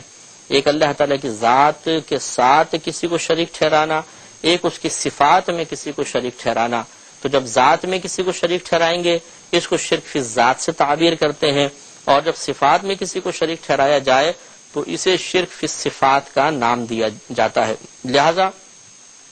اس اعتبار سے دو قسمیں بنتی ہیں، شرک فی ذات اور شرک فی صفات۔ اب جو شرک فی ذات ہے اس کی مختلف صورتیں ہوتی ہیں۔ اس میں پہلی صورت یہ ہے کہ کسی کو الہ سمجھنا، معبود سمجھنا، لائق عبادت سمجھنا، چاہے اس کی عبادت کی نہ جائے لیکن اس کو لائق عبادت، یہ الہ ہے، اس کا دعویٰ کرنا اس کے الہ ہونے کا، چاہے اس کو لائق عبادت نہ سمجھیں یا اس کی عبادت نہ کی جائے، لیکن اگر کسی کو الہ کہا، الہ تصور کیا تو یہ شرک کی ایک قسم متعین ہو جائے گی، یعنی شرک فی ذات، اور ایسا آدمی مشرک کہلائے گا۔ دوسرا، غیر اللہ کو معبود سمجھنا، اللہ کے علاوہ کسی کو عبادت کے لائق سمجھنا۔ تیسری شرک فی ذات کی صورت یہ بن سکتی ہے کہ کسی کو اللہ کی مثل واجب الوجود سمجھنا۔ یہ آپ کو پہلے بتایا تھا کہ واجب الوجود کا مطلب ہوتا ہے ایسی ذات کہ اس کے وجود کا کوئی اور ذات سبب نہ بنی ہو، وہ خود بخود ہو، اور اگر کوئی ایسی ذات ہے کہ اس کے وجود کا کوئی اور ذات سبب بن رہی ہو تو اسے کہتے ہیں ممکن الوجود۔ لہذا اللہ تعالیٰ واجب الوجود ہے، کہ اللہ تعالیٰ کے وجود کا کوئی اور ذات سبب یا علت نہیں بنی ہے، اور ہم سب یعنی اللہ کے ما سوا، اللہ کی ذات اور صفات کو چھوڑ کر باقی تمام چیزیں یہ ممکن الوجود ہیں، کیونکہ ہمارے وجود کا سبب اللہ تعالیٰ کی ذات ہے۔ تو گویا کہ جس کے وجود کا موجود ہونے کا کوئی سبب نہ ہو وہ واجب الوجود ہوتا ہے، اور جس کے موجود ہونے کا کوئی سبب اور ذریعہ ہو اسے ممکن الوجود کہا جاتا ہے۔ تو اگر آپ تھوڑا سا غور و تفکر کریں گے تو ذہن قبول کرے گا اس بات کو کہ اللہ تبارک و تعالیٰ ہی واجب الوجود ہو سکتا ہے، کیونکہ اسے کسی نے پیدا نہیں کیا، وہ ہمیشہ سے ہے، اور ہم سب ممکن الوجود ہی ہو سکتے ہیں، اس لیے کہ ہم میں سے کوئی ایسا نہیں ہے کہ جس کے وجود کا کوئی بھی سبب نہ ہو۔ اللہ تبارک و تعالیٰ کی ذات تو اس پوری کائنات کے وجود کا سبب ہے ہی ہے، تو ہم سب ممکن الوجود کہلائیں گے۔ کبھی کبھی یہ وجود کے لفظ کو ہٹا کر اللہ تعالیٰ اور ہمارے لیے اس واجب اور ممکن کو استعمال کیا جاتا ہے۔ مثلا یوں کہہ دیا جاتا ہے اللہ تعالیٰ واجب ہے، ہم ممکن ہیں۔ جب یہ لفظ استعمال ہو تو وجود کا کوئی سبب نہ ہو۔ تو کہیں کہیں آپ اشعار وغیرہ میں اور یا کتابوں میں دیکھیں گے کہ اللہ واجب تعالی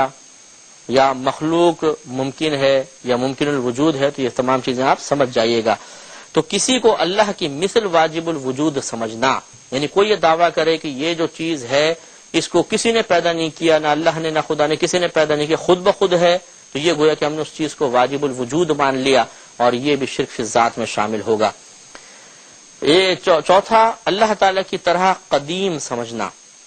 قدیم اسے کہتے ہیں کہ جس پر کبھی عدم یعنی نہ ہونا طاری نہ ہوا ہو۔ یعنی دیکھیں ہم سب ایسے ہیں کہ پہلے نہیں تھے، پھر ہم معرض وجود میں آئے،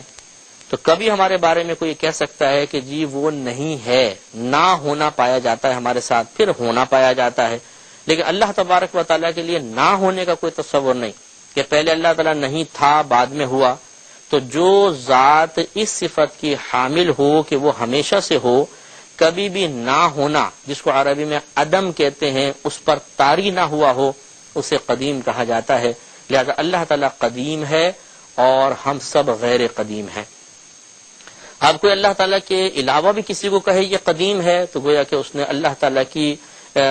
کے قدیم ہونے کے ساتھ اس کی ذات جو قدیم ہے اس کے ساتھ کسی کو شریک ٹھہرا دیا، تو شرک فی الذات کا مرتکب کہلائے گا۔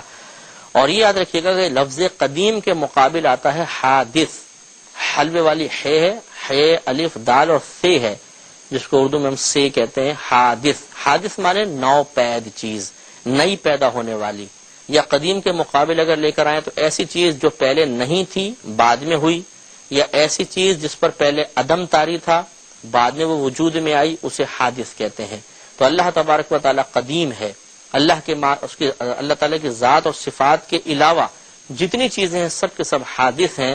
یعنی حادث بمانے فانی نہیں ہوتا، یاد رکھیں جب اصطلاح شرع میں حادث کا لفظ استعمال کیا جاتا ہے تو اس کا مطلب ہوتا ہے جو قدیم کے مقابل ہو، یعنی حادث اس چیز کو کہتے ہیں کہ جو پہلے نہیں تھی بعد میں وجود میں آئی۔ اسی حادث کا دوسرا نام مخلوق بھی ہوتا ہے۔ مخلوق بھی وہ ہوتی ہے جو پہلے نہیں تھی پھر اس کو تخلیق کیا گیا۔ خالق اللہ تعالیٰ ہے، ہم مخلوق ہیں، تو ہم پہلے نہیں تھے پھر ادھر آئے۔ تو معلوم ہوا کہ اللہ تعالیٰ قدیم ہے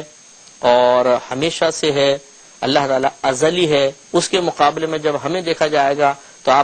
ہم سب اپنے آپ کو ممکن بھی کہہ سکتے ہیں کہ ہم ممکن الوجود ہیں،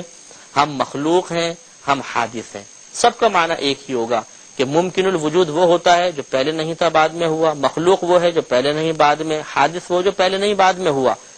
مفہوم بس تھوڑے تھوڑے بدل جاتے ہیں، باقی سب کا ایک ہی مطلب ہے، یعنی یہی نتیجہ نکلتا ہے کہ مخلوق، حادث یا ممکن الوجود اسے کہتے ہیں جو پہلے نہیں تھا بعد میں اس کو بنایا گیا یا پیدا کیا گیا۔ تو اگر اللہ تعالیٰ کی ذات کی مثل کسی کو قدیم تصور کیا جائے تو یہ شرک فی الذات میں آئے گا۔ پانچویں شرک کی صورت بنے گی شرک فی الذات کی کہ اللہ تعالیٰ کے لیے اولاد یا بیوی ثابت کرنا، یہ شرک فی الذات میں ہے۔ اور چھٹی اور آخری صورت جو مطلب بہت ساری صورتیں مزید بھی ہو سکتی ہیں، لیکن جو ہم نے 6 صورتوں کا انتخاب کیا کہ اللہ کے ما سوا کو، اللہ کے علاوہ کو معبود سمجھ کر پکارنا، یہ بھی شرک فی الذات میں آتا ہے۔ انشاءاللہ تعالی آج آپ نے 6 شرک فی الذات کی صورتیں سماعت فرمائیں۔ اگلے پروگرام میں انشاءاللہ ہر صورت کے بارے میں قرآن سے دلیل اور مختصر سا اس پر کلام کیا جائے گا. وآخر دعوانا ان الحمد للہ رب العالمین. الحمد للہ رب العالمین والصلاة والسلام علی سید الانبیاء والمرسلین. اما بعد فاعوذ باللہ من الشیطان الرجیم. بسم اللہ الرحمن الرحیم. الفرقان پروگرام کے سلسلے میں توحید و شرک کا بیان چل رہا تھا، اور اب ہم یہاں تک پہنچ گئے تھے کہ اللہ تبارک و تعالیٰ کی ذات کے ساتھ اگر کوئی شرک کا ارتکاب کرتا ہے، یعنی اللہ تعالیٰ کی ذات کے ساتھ کسی کو شریک ٹھہراتا ہے، تو شرک فی ذات ثابت ہوتا ہے، اور اس کی مختلف صورتیں ہیں. ان میں سے پہلی صورت آپ کی خدمت میں بیان کی تھی کہ کسی کو الہ سمجھنا،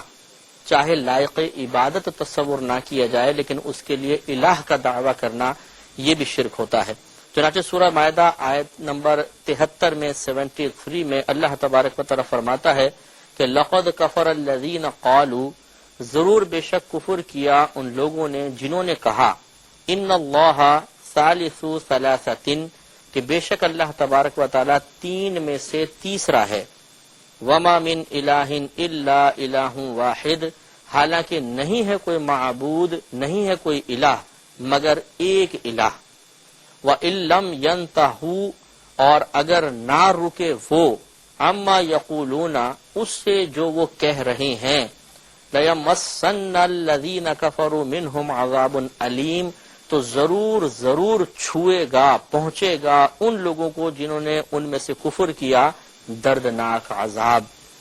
یعنی اللہ تعالیٰ نے واضح طور پر فرمایا کہ کفار میں سے جو اس بات کا دعویٰ کرتے ہیں کہ اللہ تبارک و تعالیٰ تین میں سے تیسرا ہے، تو انہیں دردناک عذاب پہنچے گا اگر وہ توبہ کیے بغیر مر گئے تو. اب یہ کس نے دعویٰ کیا تھا؟ تفسیر کبیر میں امام راضی رحمۃ اللہ علیہ فرماتے ہیں کہ یہ عیسائی حضرات میں سے ایک گروپ کا دعویٰ ہے کہ اللہ تبارک و تعالی، یعنی الہ تین ہے ان کا دعویٰ ہے. ایک اللہ تعالی الہ ہے، دوسرا عیسیٰ علیہ السلام ہے، تیسری بی بی مریم رضی اللہ تعالی عنہا الہ ہے. یہ ان کا دعویٰ ہے. اور یہاں پہ جو فرمایا کہ ان اللہ ثالث ثلاثۃ، بے شک اللہ تین الہوں میں سے ایک الہ ہے، یہ دعویٰ مقصود تھا. اس پر دو دلیلیں ہیں. پہلی دلیل تو یہ ہے کہ اس کے فوراً بعد اللہ تعالیٰ نے آگے ارشاد فرمایا وما من الہ الا الہ واحد، حالانکہ نہیں ہے کوئی الہ مگر ایک الہ. معلوم یہ ہوا کہ جب اللہ تعالیٰ آگے نفی فرما رہا ہے تو جس چیز کی نفی کی جا رہی ہے اس کا پیچھے اس بات بھی ہونا چاہیے. یعنی جس چیز کی نفی ہے اس کا دعویٰ پیچھے ہوگا تبھی تو نفی ہوگی نا. جیسے مثلا ہم بولے نہیں وہ سفید ہے، تو اس کا مطلب ہے کہ کسی چیز کے کالے ہونے کا دعویٰ کیا گیا ہے. اسی طرح یہاں پر اللہ تعالیٰ فرما رہا ہے کہ حالانکہ اور کوئی الہ نہیں، صرف ایک الہ ہے، تو اس کا مطلب ہے پیچھے بھی الہ ہونے کا دعویٰ کیا گیا ہے. اور یہاں پر ان تینوں کو الہ تصور کیا گیا، باقاعدہ الہ قرار دیا گیا. اس پر ایک مزید دلیل سورہ مائدہ آیت نمبر 116 117 کے اندر موجود ہے کہ اللہ تبارک و تعالی میدان محشر میں حضرت عیسیٰ علیہ السلام کو اپنے سامنے کھڑا کرے گا، اور مطلب ان کو وہاں بلائے گا اور ان سے ایک کویسچن کیا جائے گا، اور یہ اتمام حجت کے لیے ہوگا. اللہ تعالیٰ جانتا ہے کہ عیسیٰ علیہ السلام نے لوگوں کو ترغیب نہیں دی. اللہ تعالیٰ جانتا ہے کہ لوگوں نے عیسیٰ علیہ السلام پر بہتان رکھا. اللہ تعالیٰ جانتا ہے کہ عیسیٰ علیہ السلام کیا جواب دیں گے. لیکن یہ ان تمام لوگوں کے لیے باقاعدہ اہتمام کیا جائے گا جو دنیا میں اس قول تاکہ ان پر ظاہر ہو جائے اور دیگر مخلوق پر ظاہر ہو جائے کہ وہ بالکل حق پر نہیں تھے اور انہوں نے غلط دعویٰ کیا. لہذا اللہ تعالیٰ ارشاد فرمائے گا جب ان کو سامنے کھڑا کرے گا انت قلت للناس، اے آپ نے کہا تھا لوگوں کے لیے اتخذونی و امی الہین من دون اللہ، کہ تم مجھے اور میری والدہ کو الہ بنا لو اللہ تعالیٰ کے علاوہ. اب ان کا جواب دیکھو کیا کہیں گے. قالا، وہ کہیں گے سبحانک ما یقون لی، اے اللہ پاکی ہے تجھے اس سے کہ ہو میرے لیے ان اقولا، وہ بات کہ میں اسے یہ کہوں کہ ما لیسا لی بحق، کہ یعنی پاکی ہے تجھے کہ ما یقون لی، نہیں ہے میرے لیے ان اقولا، نہیں جائز ہے میرے لیے کہ میں یہ کہوں ما لیسا لی حقی، وہ چیز کہ نہیں ہے میرے لیے حق. یعنی جو چیز میرے لیے حق نہیں بنتی میں کیسے اس کا دعویٰ کر سکتا ہوں. ان کنت قلتہ، اگر میں نے اسے کہا ہو تو، یعنی اگر میں نے اسے کہا ہو تو یہ تو بالکل غلط بات ہو جائے گی. گویا کہ کہنے کا مقصد یہ ہے کہ میں نے ایسی کوئی بات نہیں کہی. فقد علمتہ تعلم ما فی نفسی، اے اللہ تعالیٰ بے شک تو جانتا ہے اسے کہ جو میرے قلب میں ہے، میرے دل میں ہے، تو ان تمام باتوں کو جانتا ہے۔ ولا اعلم ما فی نفسک، اور اے اللہ میں نہیں جانتا جو تیرے ارادے میں ہے۔ انک انت علام الغیوب، بے شک تو تمام غیوبوں کا بہت جاننے والا ہے۔ ما قلت لہم، نہیں کہا تھا میں نے ان کے لیے، الا مگر، صرف یہ کہا تھا کہ ما امرتنی بہی، نہیں حکم دیا تھا تو نہیں حکم دیا ہے تو نے مجھے اس چیز کا، ان اعبد اللہ، یعنی تو نے مجھے حکم، مگر جو تو نے حکم دیا مجھے اس چیز کا، میں نے اتنی بات ان کو کہی تھی، اس کے علاوہ نہیں کہی تھی۔ اور وہ حکم کیا تھا کہ ان اعبد اللہ، کہ تم عبادت کرو اللہ تعالیٰ کی، اور ربی و ربکم، جو میرا رب ہے اور تمہارا رب ہے۔ وکنت علیہم شہیدا، اور اے اللہ تو اس پر ان لوگوں پر گواہ بھی تھا، ما دمت فیہم، جب تک میں ان کے درمیان رہا، فلما توفیتنی، پھر جب تو نے وفات دی مجھے، کنت انت رقیب علیہم، تو اس وقت بھی ان پر نگہبان تھا، وانت علی کل شیء شہید، اور بے شک تو ہر شے پر گواہ ہے۔ کہ عیسیٰ علیہ السلام وہاں پر براءت کا اظہار فرمائیں گے اور عرض کریں گے یا رب کریم میں نے ایسا کوئی دعویٰ نہیں کیا، میں کیسے اس چیز کا دعویٰ کر سکتا ہوں جو میرا حق نہیں ہے، اور تو اس پر گواہ ہے کہ میں نے تو ان کو یہی بتایا تھا کہ میرے رب نے مجھے حکم دیا ہے کہ اللہ کی عبادت کرو جو میرا بھی رب ہے اور تمہارا بھی رب ہے، اور اللہ تعالیٰ جب تک میں ان کے درمیان رہا تو مجھ پر گواہ رہا، پھر جب تو نے مجھے وفات دے دی پھر بھی تو ان پر نگہبان تھا، تو گویا کہ اللہ تعالیٰ تیری نگاہوں سے، تیرے علم سے تو کوئی چیز پوشیدہ نہیں ہے، لہٰذا میں نے ان کو کبھی بھی شرک کی دعوت نہیں دی۔ خلاصہ کلام یہی نکلا کہ وہ لوگ باقاعدہ اس بات کا دعویٰ کرتے تھے، اور اب بھی بہت سے لوگ کرتے ہیں، کہ عیسیٰ علیہ السلام بھی خدا الہ تھے۔ اللہ تعالیٰ نے اس کا رد فرمایا، تو معلوم یہ ہوا کہ اگر یہ دعویٰ کیا جائے، کوئی یہ دعویٰ کرتا ہے کہ اللہ کے علاوہ بھی کوئی الہ ہے، چاہے اس کو عبادت کے لائق نہ سمجھے، وہ بھی مشرکین میں داخل ہو جائے گا۔ ایک تو یہ معاملہ ہوا۔ دوسرا یہ متکلم نے بیان فرمایا کہ بعض لوگ یہ کہا کرتے تھے، یعنی ان کا دعویٰ یہ نہیں تھا کہ اس کا مطلب ہے ثالث و ثلاثتین کا کہ تین الہ ہیں، بلکہ ان کا کہنا یہ تھا، بعض لوگوں نے یوں دعویٰ کیا کہ جوہر تو ایک ہے، ذات ایک ہے، لیکن اس کی اصل تین ہے۔ جو اصل ہے اس کو اقنوم سے بھی تعبیر کرتے ہیں، اس کی جمع اقانیم ہوتی ہے، کہ تین چیزیں ہیں لیکن جوہر واحد ہے، ایک ابن، ایک ابن، ایک روح القدس، اور یہ تینوں مل کر ایک الہ بنتے ہیں۔ ایک ابن یعنی باپ، ابن بیٹا، روح القدس تیسری پاکیزہ روح، یہ تینوں مل کر ایک الہ بنتے ہیں۔ جیسے کہ کہا جاتا ہے کہ سورج، یہ جو ٹکیا ہے سورج کی، یہ مل کر یہ اس کی شعاع روشنی اور اس روشنی میں موجود حرارت، یہ تین کو الگ الگ چیزیں تو نہیں قرار دی جاتی کہ یہ ایک ہے، یہ دو ہیں، یہ تین ہے، بلکہ وہ ان تینوں سے مل کر ایک سورج بنتا ہے۔ اسی طرح وہ کہتے ہیں کہ الہ صرف ایک ہے، وہ اللہ تعالی ہے، لیکن اس کی اصل تین ہیں، ایک ابن، ایک ابن، ایک روح القدس، باپ، بیٹا اور روح القدس۔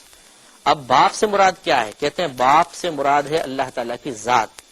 ابن سے مراد ہے وہ کلمہ جو اللہ تبارک و تعالیٰ نے عیسیٰ علیہ السلام کی پیدائش کے لیے یعنی جو پھونکا گیا وہ، اور روح سے مراد حیات ہے۔ تو گویا کہ وہ کہتے ہیں کہ اللہ کی ذات اور وہ کلمہ جس سے عیسیٰ علیہ السلام پیدا ہوئے اور حیات زندگی، یہ تینوں چیزیں ملتی ہیں تو ایک الہ بن جاتا ہے۔ تو گویا کہ یہاں پر جو ابن اور ابن کا تصور ہے وہ اللہ تعالیٰ کے باپ ہونے اور عیسیٰ علیہ السلام کے بیٹے ہونے کا نہیں ہوگا، بلکہ یہ دوسرا تصور ہوگا جو آپ کی خدمت میں عرض کیا ہے۔ لہذا انہوں نے کہا کہ وہ کلمے سے مراد وہی اللہ کا کلام ہے کہ جو عیسیٰ علیہ السلام کے جسد اقدس کے ساتھ ملا تھا اور پھر وہ زندہ ہوئے تھے۔ تو باپ جو ہے ابن، وہ بھی الہ ہے، ابن بھی الہ ہے اور روح بھی الہ ہے، اور یہ تینوں مل کر اللہ تعالیٰ بنتا ہے۔ تو یہاں ابن اور ابن کا جو تصور قائم کیا گیا وہ مشہور تصور نہیں ہے کہ اللہ تعالیٰ کو والد مانا جائے اور عیسیٰ علیہ السلام کو اس کا بیٹا مانا جائے۔ تو بعض لوگ اس دلیل کو پیش کر کے اس پہلے والی چیز کو رد کرنے کی کوشش کرتے ہیں اور اپنی جان بچانے کی کوشش کرتے ہیں کہ ہم تو عیسیٰ علیہ السلام کو اللہ کا بیٹا نہیں مانتے، بلکہ ہمارے نزدیک باپ کا مطلب اللہ کی ذات، ابن کا مطلب جو جس کا لفظی معنی بیٹا ہے، اس سے مراد وہ کلمہ جو عیسیٰ علیہ السلام کے جسد اقدس سے متصل ہوا تھا، اور تیسرا کہ جی روح القدس، اس سے مراد حیات مراد لے لیتے ہیں، لیکن یہ بعض لوگوں کا یقیناً نظریہ تھا، بعض کا یہ بھی نظریہ تھا کہ وہ اللہ تعالیٰ کو بھی الہ مانتے تھے، عیسیٰ علیہ السلام کو اللہ الہ مانتے تھے، اور بی بی مریم رضی اللہ تعالی عنہا کو بھی الہ تصور کیا کرتے تھے۔ خلاصہ کلام ہوا کہ شرک کی ایک صورت یہ ہے کہ اللہ تعالیٰ کے علاوہ کسی کو الہ مانا جائے۔ یہاں پر جو دوسرا یہ نظریہ بیان کیا گیا، اس کی روشنی میں اگرچہ شرک کا ارتکاب نہیں ہوتا کہ یہاں اللہ تعالیٰ کی ذات کو ابن یعنی باپ سے تعبیر کیا گیا، اللہ کے کلیمے کو ابن بیٹے سے تعبیر کیا گیا، اور روح القدس سے مراد حیات مراد لی گئی، زندگی مراد لی گئی، اور ان تینوں کے مجموعے کو کہتے ہیں کہ یہ ایک الہ یعنی اللہ تعالیٰ۔ تو شرک کا ارتکاب اس قول سے نہیں ہو رہا ہے، اگرچہ یہ قول یہ بھی باطل ہے، لیکن پہلے والے جو تفسیر ہے یا قول ہے اس کے لحاظ سے شرک کا ارتکاب ثابت ہوا۔ سورہ نازعات آیت نمبر 24 میں فرعون کا یہ دعویٰ بھی اسی شرک فی ذات کو ثابت کرتا ہے۔ فقالا، تو اس نے کہا، انا ربکم الاعلی، میں تمہارا اعلی رب ہوں، بڑا رب ہوں۔ اس نے بھی الہ ہونے کا دعویٰ کیا تھا، اگرچہ بہت سے لوگ اس کو لائق عبادت نہیں مانتے تھے، لیکن الہ تصور کر لیا کرتے تھے۔ تو یہ شرک فی ذات کی پہلی صورت کا بیان ہے۔ دوسرا ہے کہ اللہ تعالیٰ کے علاوہ غیر اللہ کو عبادت کے لائق سمجھنا، یہ بھی شرک ہے، اور یہ آج دنیا میں بھی بکثرت ہو رہا ہے۔ سورہ عنکبوت آیت نمبر 17 میں اللہ تعالیٰ نے ارشاد فرمایا کہ انما تعبدون من دون اللہ اوثانا، محض تم عبادت کرتے ہو اللہ تعالیٰ کے علاوہ بتوں کی، وتخلقون افکا، اور تم جھوٹ گھڑتے ہو، ان الذین تعبدون من دون اللہ، بے شک وہ جو جن کی تم عبادت کرتے ہو اللہ تعالیٰ کے علاوہ، لا یملکون لکم رزقا، وہ تمہارے لیے کسی رزق کے مالک نہیں ہیں، فابتغوا عند اللہ الرزق، تو تم اللہ تعالیٰ کے پاس ہی رزق کو تلاش کرو، اسی سے رجوع کرو، وَاعْبُدُوهُ، اور تم اس کی عبادت کرو، وَاشْكُرُوا لَهُ، اور اس کا شکر ادا کرو، الیہ ترجعون، اسی کی طرف تم لوٹائے جاؤ گے۔ تو گویا کہ بعض لوگ ایسے بھی ہیں، خود قرآن سے ثابت ہوا کہ پچھلے دور میں بھی ایسے لوگ رہے ہیں جنہوں نے اللہ تعالیٰ کے علاوہ اور چیزوں کو اپنا معبود بنایا اور باقاعدہ ان کی عبادت کی۔ یہ بھی شرک فی ذات سے تعلق رکھتا ہے۔ تبارک و تعالی بغیر کسی سبب اور ذریعے کے موجود ہے، اس کی موجودگی کی کوئی علت نہیں ہے، کوئی چیز سبب نہیں بنی، کسی ذات نے اس کو پیدا نہیں کیا۔ اگر کوئی اسی طرح اللہ تعالیٰ کے علاوہ کسی چیز کے بارے میں نظریہ یا عقیدہ رکھے گا تو وہ کافر اور مشرک ہوگا، اور وہ شرک فی ذات کا مرتکب ہوگا۔ چنانچہ بعض حضرات یہ کہتے ہیں کہ اس کائنات کو کسی نے نہیں بنایا، کوئی اس کا خالق و مالک نہیں، وہ اللہ کے وجود کا ہی انکار کرتے ہیں۔ بعض کمیونسٹ حضرات کا بھی بالکل ایسا ہی عقیدہ اور نظریہ ہوتا ہے کہ وہ یہ کہتے ہیں کہ کائنات بس یہ اتفاقی طور پر ہے، ہمیشہ سے ہی ہے، اور اس میں تغیر و تبدل ہے، اتفاقی طور پہ ہوتا چلا جا رہا ہے، اسے کسی نے پیدا نہیں کیا، ہمیشہ سے ہے، اور اسی طرح نظام چلتا رہے گا اور چل رہا ہے۔ وہ تمام چیزوں کو اللہ تبارک و تعالیٰ کے ارادے کا نتیجہ قرار نہیں دیتے، بلکہ وہ یہ کہتے ہیں کہ یہ اتفاقی طور پہ چیزیں ہمارے سے وجود میں آتی چلی جاتی ہیں۔ تو یہ بھی شرک ذات میں آئے گا۔ اللہ تعالیٰ کی مثل کسی کو قدیم سمجھنا، یعنی یہ سوچنا کہ جیسے اللہ تعالیٰ ہمیشہ سے، کوئی اور چیز بھی ہمیشہ سے ہوگی، جیسے کہ فلسفی حضرات زمانے کو ازلی اور ابدی تصور کرتے ہیں کہ زمانہ ہمیشہ سے ہے اور ہمیشہ رہے گا۔ یہ پھر شرک فی ذات ہے کہ وہ اللہ تعالیٰ کی مثل زمانے کو ازلی اور ابدی قرار دیتے ہیں۔ اسی طرح اللہ تعالیٰ کے لیے بیوی یا اولاد ثابت کرنا، یہ بھی شرک فی ذات میں ہے، اور یہ ہوا ہے۔ سورہ انعام آیت نمبر 100 اور 101 میں، دو آیتوں میں اس کا بیان ہے۔ اللہ تعالیٰ فرماتا ہے وَجَعَلُوا لِلَّهِ شُرَكَاءَ الْجِنَّ، انہوں نے اللہ تبارک و تعالیٰ کے لیے شرکاء، جنوں میں سے شرکاء مقرر کر دیے، یا جنوں کو اللہ کا شریک ٹھہرا دیا۔ وَخَلَقَهُمْ، حالانکہ اللہ تبارک و تعالیٰ نے ان جنوں کو پیدا کیا ہے۔ وَخَرَقُوا لَهُ بَنِينَ وَبَنَاتٍ بِغَيْرِ عِلْمٍ، اور انہوں نے گھڑ لیے، بنا لیے اللہ تبارک و تعالیٰ کے لیے بیٹے اور بیٹیاں بغیر کسی علم کے، یعنی جہالت میں اللہ کے لیے بیٹے بھی ثابت کر دیے، بیٹیاں ثابت کر دی۔ سبحانہ وتعالی عما یصفون، اللہ تعالیٰ کو پاکی ہے اور وہ بلند و بالا ہے ان تمام باتوں سے جو وہ اللہ کے بارے میں کہتے ہیں۔ بدیع السماوات والارض، آسمانوں اور زمین کو بغیر کسی نمونے کے پیدا فرمانے والا ہے۔ ان یکون لہ ولد، کہاں سے ہوگا اللہ تعالیٰ کے لیے بچہ؟ ولم تکن لہ صاحبۃ، حالانکہ نہیں ہے اس کے لیے کوئی بیوی. یعنی جب اللہ تعالیٰ کے لیے کوئی بیوی نہیں ہے، بچہ کیسے ہوگا؟ اس کی کوئی شریک حیات ہو ہی نہیں سکتی ہے، اس کی اولاد نہیں ہو سکتی ہے. وخلق کل شیء، اور پیدا کیا ہے اس نے ہر شے کو. یہ دعویٰ ہے، یہ دلیل ہے گویا کہ اس بات پر کہ تمہارا دعویٰ غلط ہے. جو باپ ہوتا ہے اپنے بچے کو بناتا نہیں ہے، ہاں وہ بچے کے پیدائش کا سبب بنتا ہے. لہٰذا اللہ تعالیٰ تو تمام چیزوں کا خالق ہے، تو کیسے وہ اپنی اولاد کو خود تخلیق فرمائے گا؟ ایسا نہیں ہو سکتا. وَهُوَ بِكُلِّ شَيْءٍ عَلِيمٌ، اور وہ ہر شے کا جاننے والا ہے. تو یہ ایک دلیل ہے اس بات پر کہ اللہ تعالیٰ کے لیے بیوی اور اولاد کا ثابت کرنا یہ بھی غلط ہے اور شرک ذات میں داخل ہے، اور اللہ تبارک و تعالیٰ نے اس کا انکار فرمایا. سورہ توبہ آیت نمبر 30 میں بھی اس کا رد کیا گیا. اللہ تعالیٰ فرماتا ہے وَقَالَتِ الْيَهُودُ عُزَيْرٌ ابْنُ اللَّهِ، کہ یہود نے کہا کہ عزیر اللہ کے بیٹے ہیں. وَقَالَتِ النَّصَارَى، اور عیسائیوں نے کہا المسیح ابن اللہ، مسیح اللہ کے بیٹے ہیں، عیسیٰ علیہ السلام. ذَلِكَ قَوْلُهُمْ بِأَفْوَاهِهِمْ، یہ ان کی منہ کی گھڑی ہوئی باتیں ہیں، یہ افواہیں ہیں. يُضَاهِئُونَ قَوْلَ الَّذِينَ كَفَرُوا مِنْ قَبْلُ، یہ اسی قول کو بڑھاتے ہیں، وہ جو ان لوگوں کے قول کو جو ان سے پہلے کافر ہوئے. قَاتَلَهُمُ اللَّهُ أَنَّ يُؤْفَكُونَ، انہیں اللہ تعالیٰ ہلاک فرما دے کہ کہاں یہ اوندھے منہ گرتے چلے جا رہے ہیں. تو گویا کہ یہود حضرات کے دعویٰ ہے کہ عزیر علیہ السلام اللہ کے بیٹے ہیں، اسے بھی اللہ نے شرک قرار دیا. اور بعض عیسائی حضرات کا دعویٰ ہے کہ عیسیٰ علیہ السلام اللہ کے بیٹے ہیں، یہ بھی شرک فی الذات میں داخل ہے. تو لہٰذا اس سے بھی ہمیں اجتناب کرنا ہوگا. انشاءاللہ اس پر سلسلہ کلام جاری رہے گا، لیکن اگلے پروگرامز میں وآخر دعوانا ان الحمدللہ رب العالمین. الحمد لله رب العالمين والصلاة والسلام على سيد الأنبياء والمرسلين، أما بعد فأعوذ بالله من الشيطان الرجيم. بسم الله الرحمن الرحيم. الفرقان کے سلسلے میں عقائد کے تحت توحید باری تعالی اور شریک باری تعالی کے بارے میں تفصیلی کلام چل رہا تھا. یعنی اس ہمارے پروگرام کا جو ابھی عقائد کے سلسلے میں ہو رہا ہے مین ٹاپک توحید و شرک ہے، اور اس میں آپ کو بتایا تھا شرک کی تعریف کے ساتھ ساتھ کہ شرک کی دو قسمیں بنتی ہیں. ایک اللہ تبارک و تعالیٰ کی ذات میں کسی کو شریک ٹھہرانا، اور ایک اس کی صفات میں کسی کو شریک ٹھہرانا. جو اگر کوئی خدا نخواستہ اللہ تعالیٰ کی ذات کے سلسلے میں کسی کو شریک ٹھہرائے گا تو یہ اس شرک کا نام شرک فی الذات رکھا جاتا ہے، اور اگر صفات کے سلسلے میں شرک متحقق ہو تو اس کا نام شرک فی الصفات رکھ دیا جاتا ہے.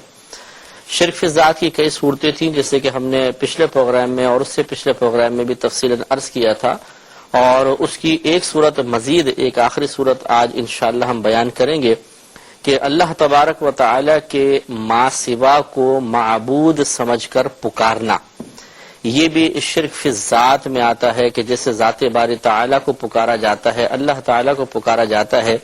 اسی طریقے سے یعنی معبود سمجھ کر، اسی طرح کسی اور کو اپنا معبود سمجھ کر اسے ندا کرنا، یہ بھی شرک میں شامل ہے. سورہ قصص آیت نمبر 88 میں اور قرآن پاک میں بہت سے مقامات موجود ہے. تو ویسے یہ سورہ آیت نمبر 88 میں مضمون موجود ہے کہ وَلَا تَدْعُوا مَعَ اللَّهِ إِلَٰهًا آخَرَ لَا إِلَٰهَ إِلَّا هُوَ، کہ نہ پکارو تم اللہ تبارک و تعالیٰ کے ساتھ کسی دوسرے خدا کو، نہیں ہے کوئی معبود مگر وہی یعنی اللہ تبارک و تعالیٰ. اس کا مطلب یہ ہوا کہ ندا کرنے میں، پکار کے ذریعے، بلانے اس کے ذریعے بھی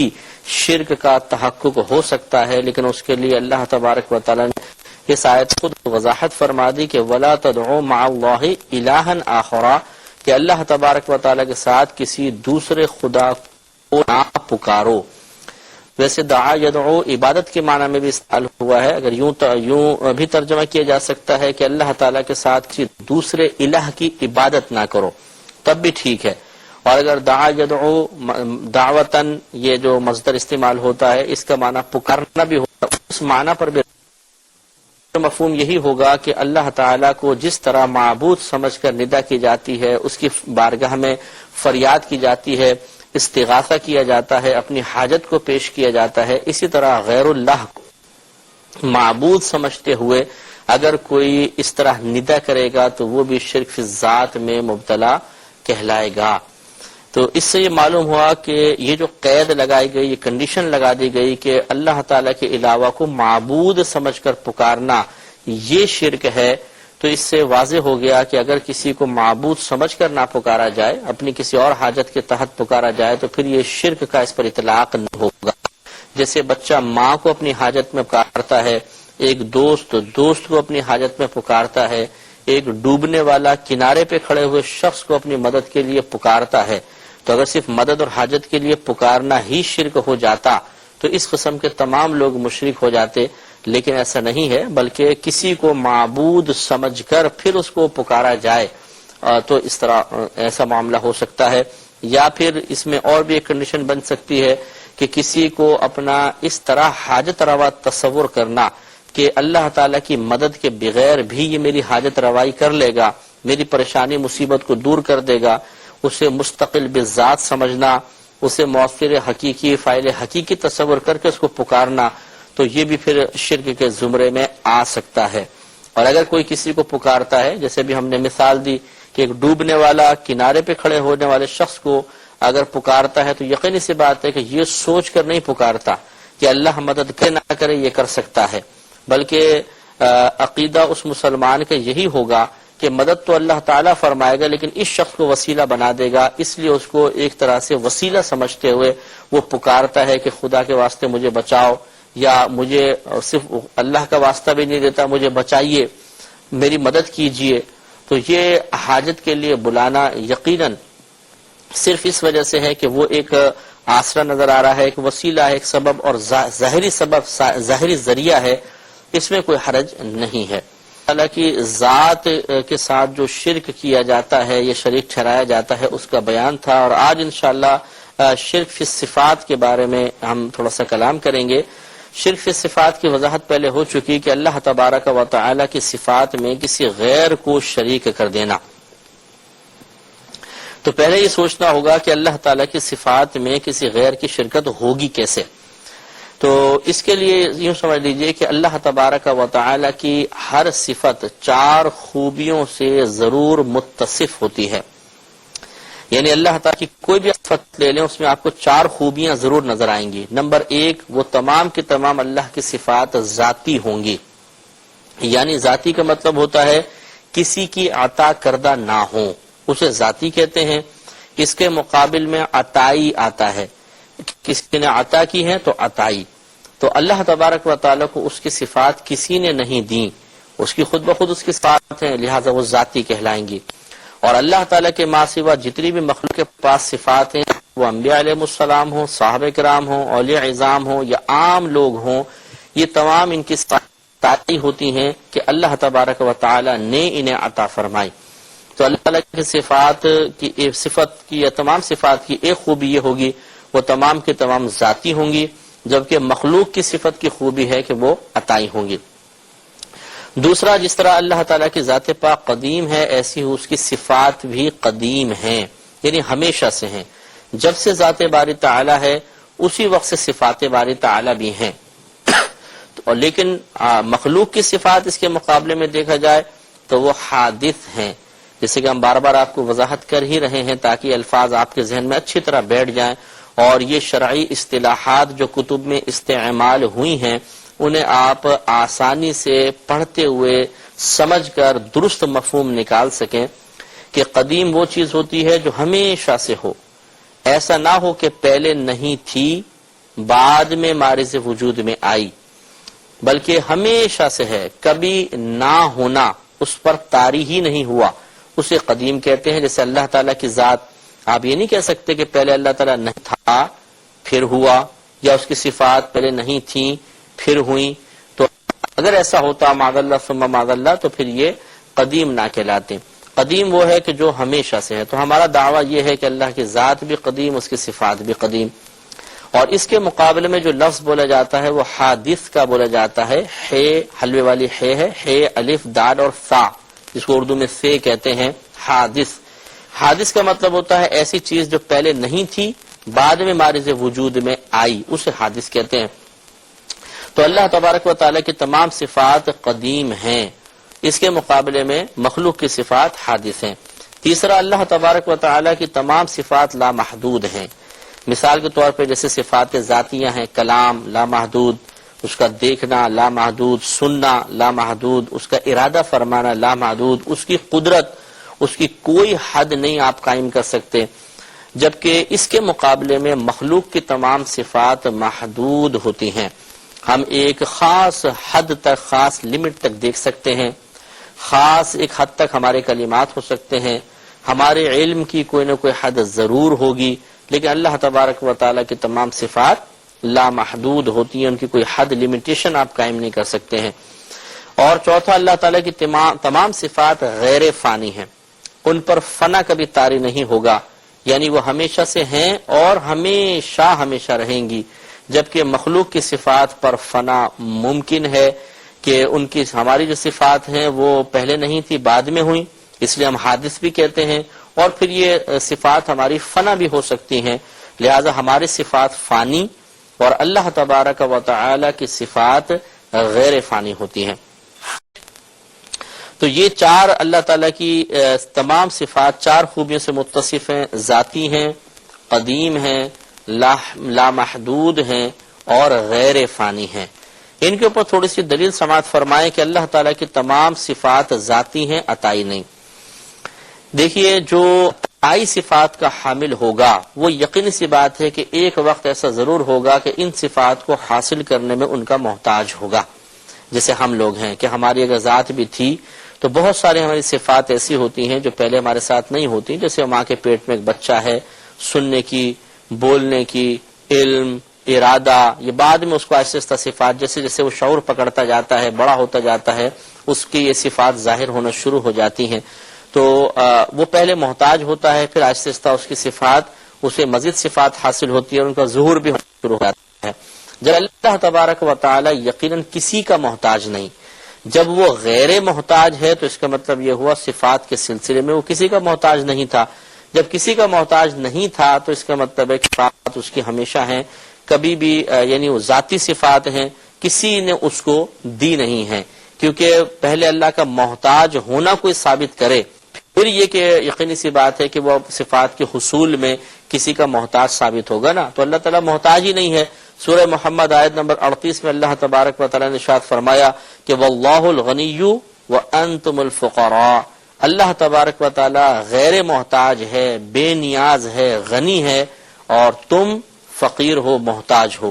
اور سورہ فاطر آیت نمبر 15 میں اللہ تبارک و تعالیٰ نے واضح فرمایا کہ یا ایھا الناس، اے لوگو، انتم الفقراء الی اللہ، کہ تم اللہ تبارک و تعالیٰ کی طرف سب کے سب محتاج ہو۔ تو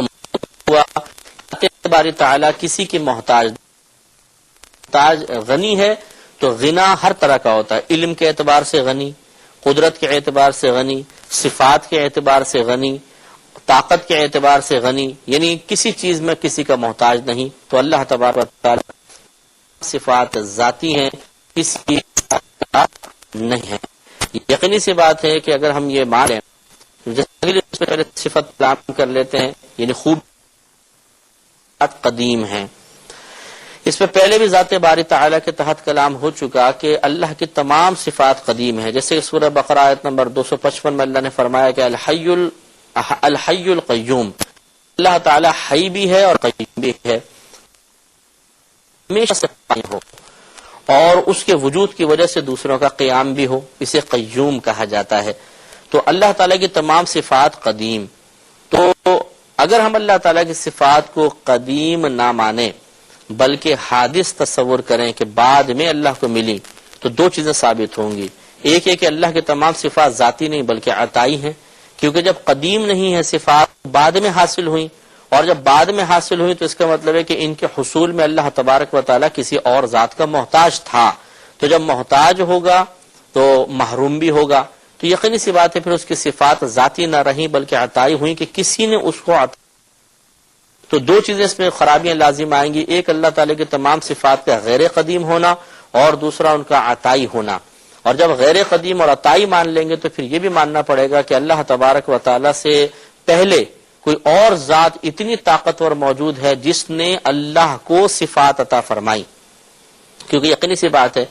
کہ اگر ہم یہ صفات کا وجود ہمیشہ کے لیے اللہ تعالیٰ کے لیے تسلیم نہ کریں تو یہ ماننا پڑے گا کہ ایک وقت تھا وہ نہ دیکھ سکتا تھا، نہ بول سکتا تھا، نہ وہ سن سکتا تھا، نہ ارادہ کر سکتا تھا، نہ اس کے پاس کوئی علم تھا۔ اسی طرح جو صفات فعلیہ کہلاتی ہیں، یعنی تخلیق ہے، ترزیق ہے، پیدا کرنا، رزق عطا فرمانا، اس کا مطلب یہ بھی اس کے پاس صفات نہیں ہوں گی۔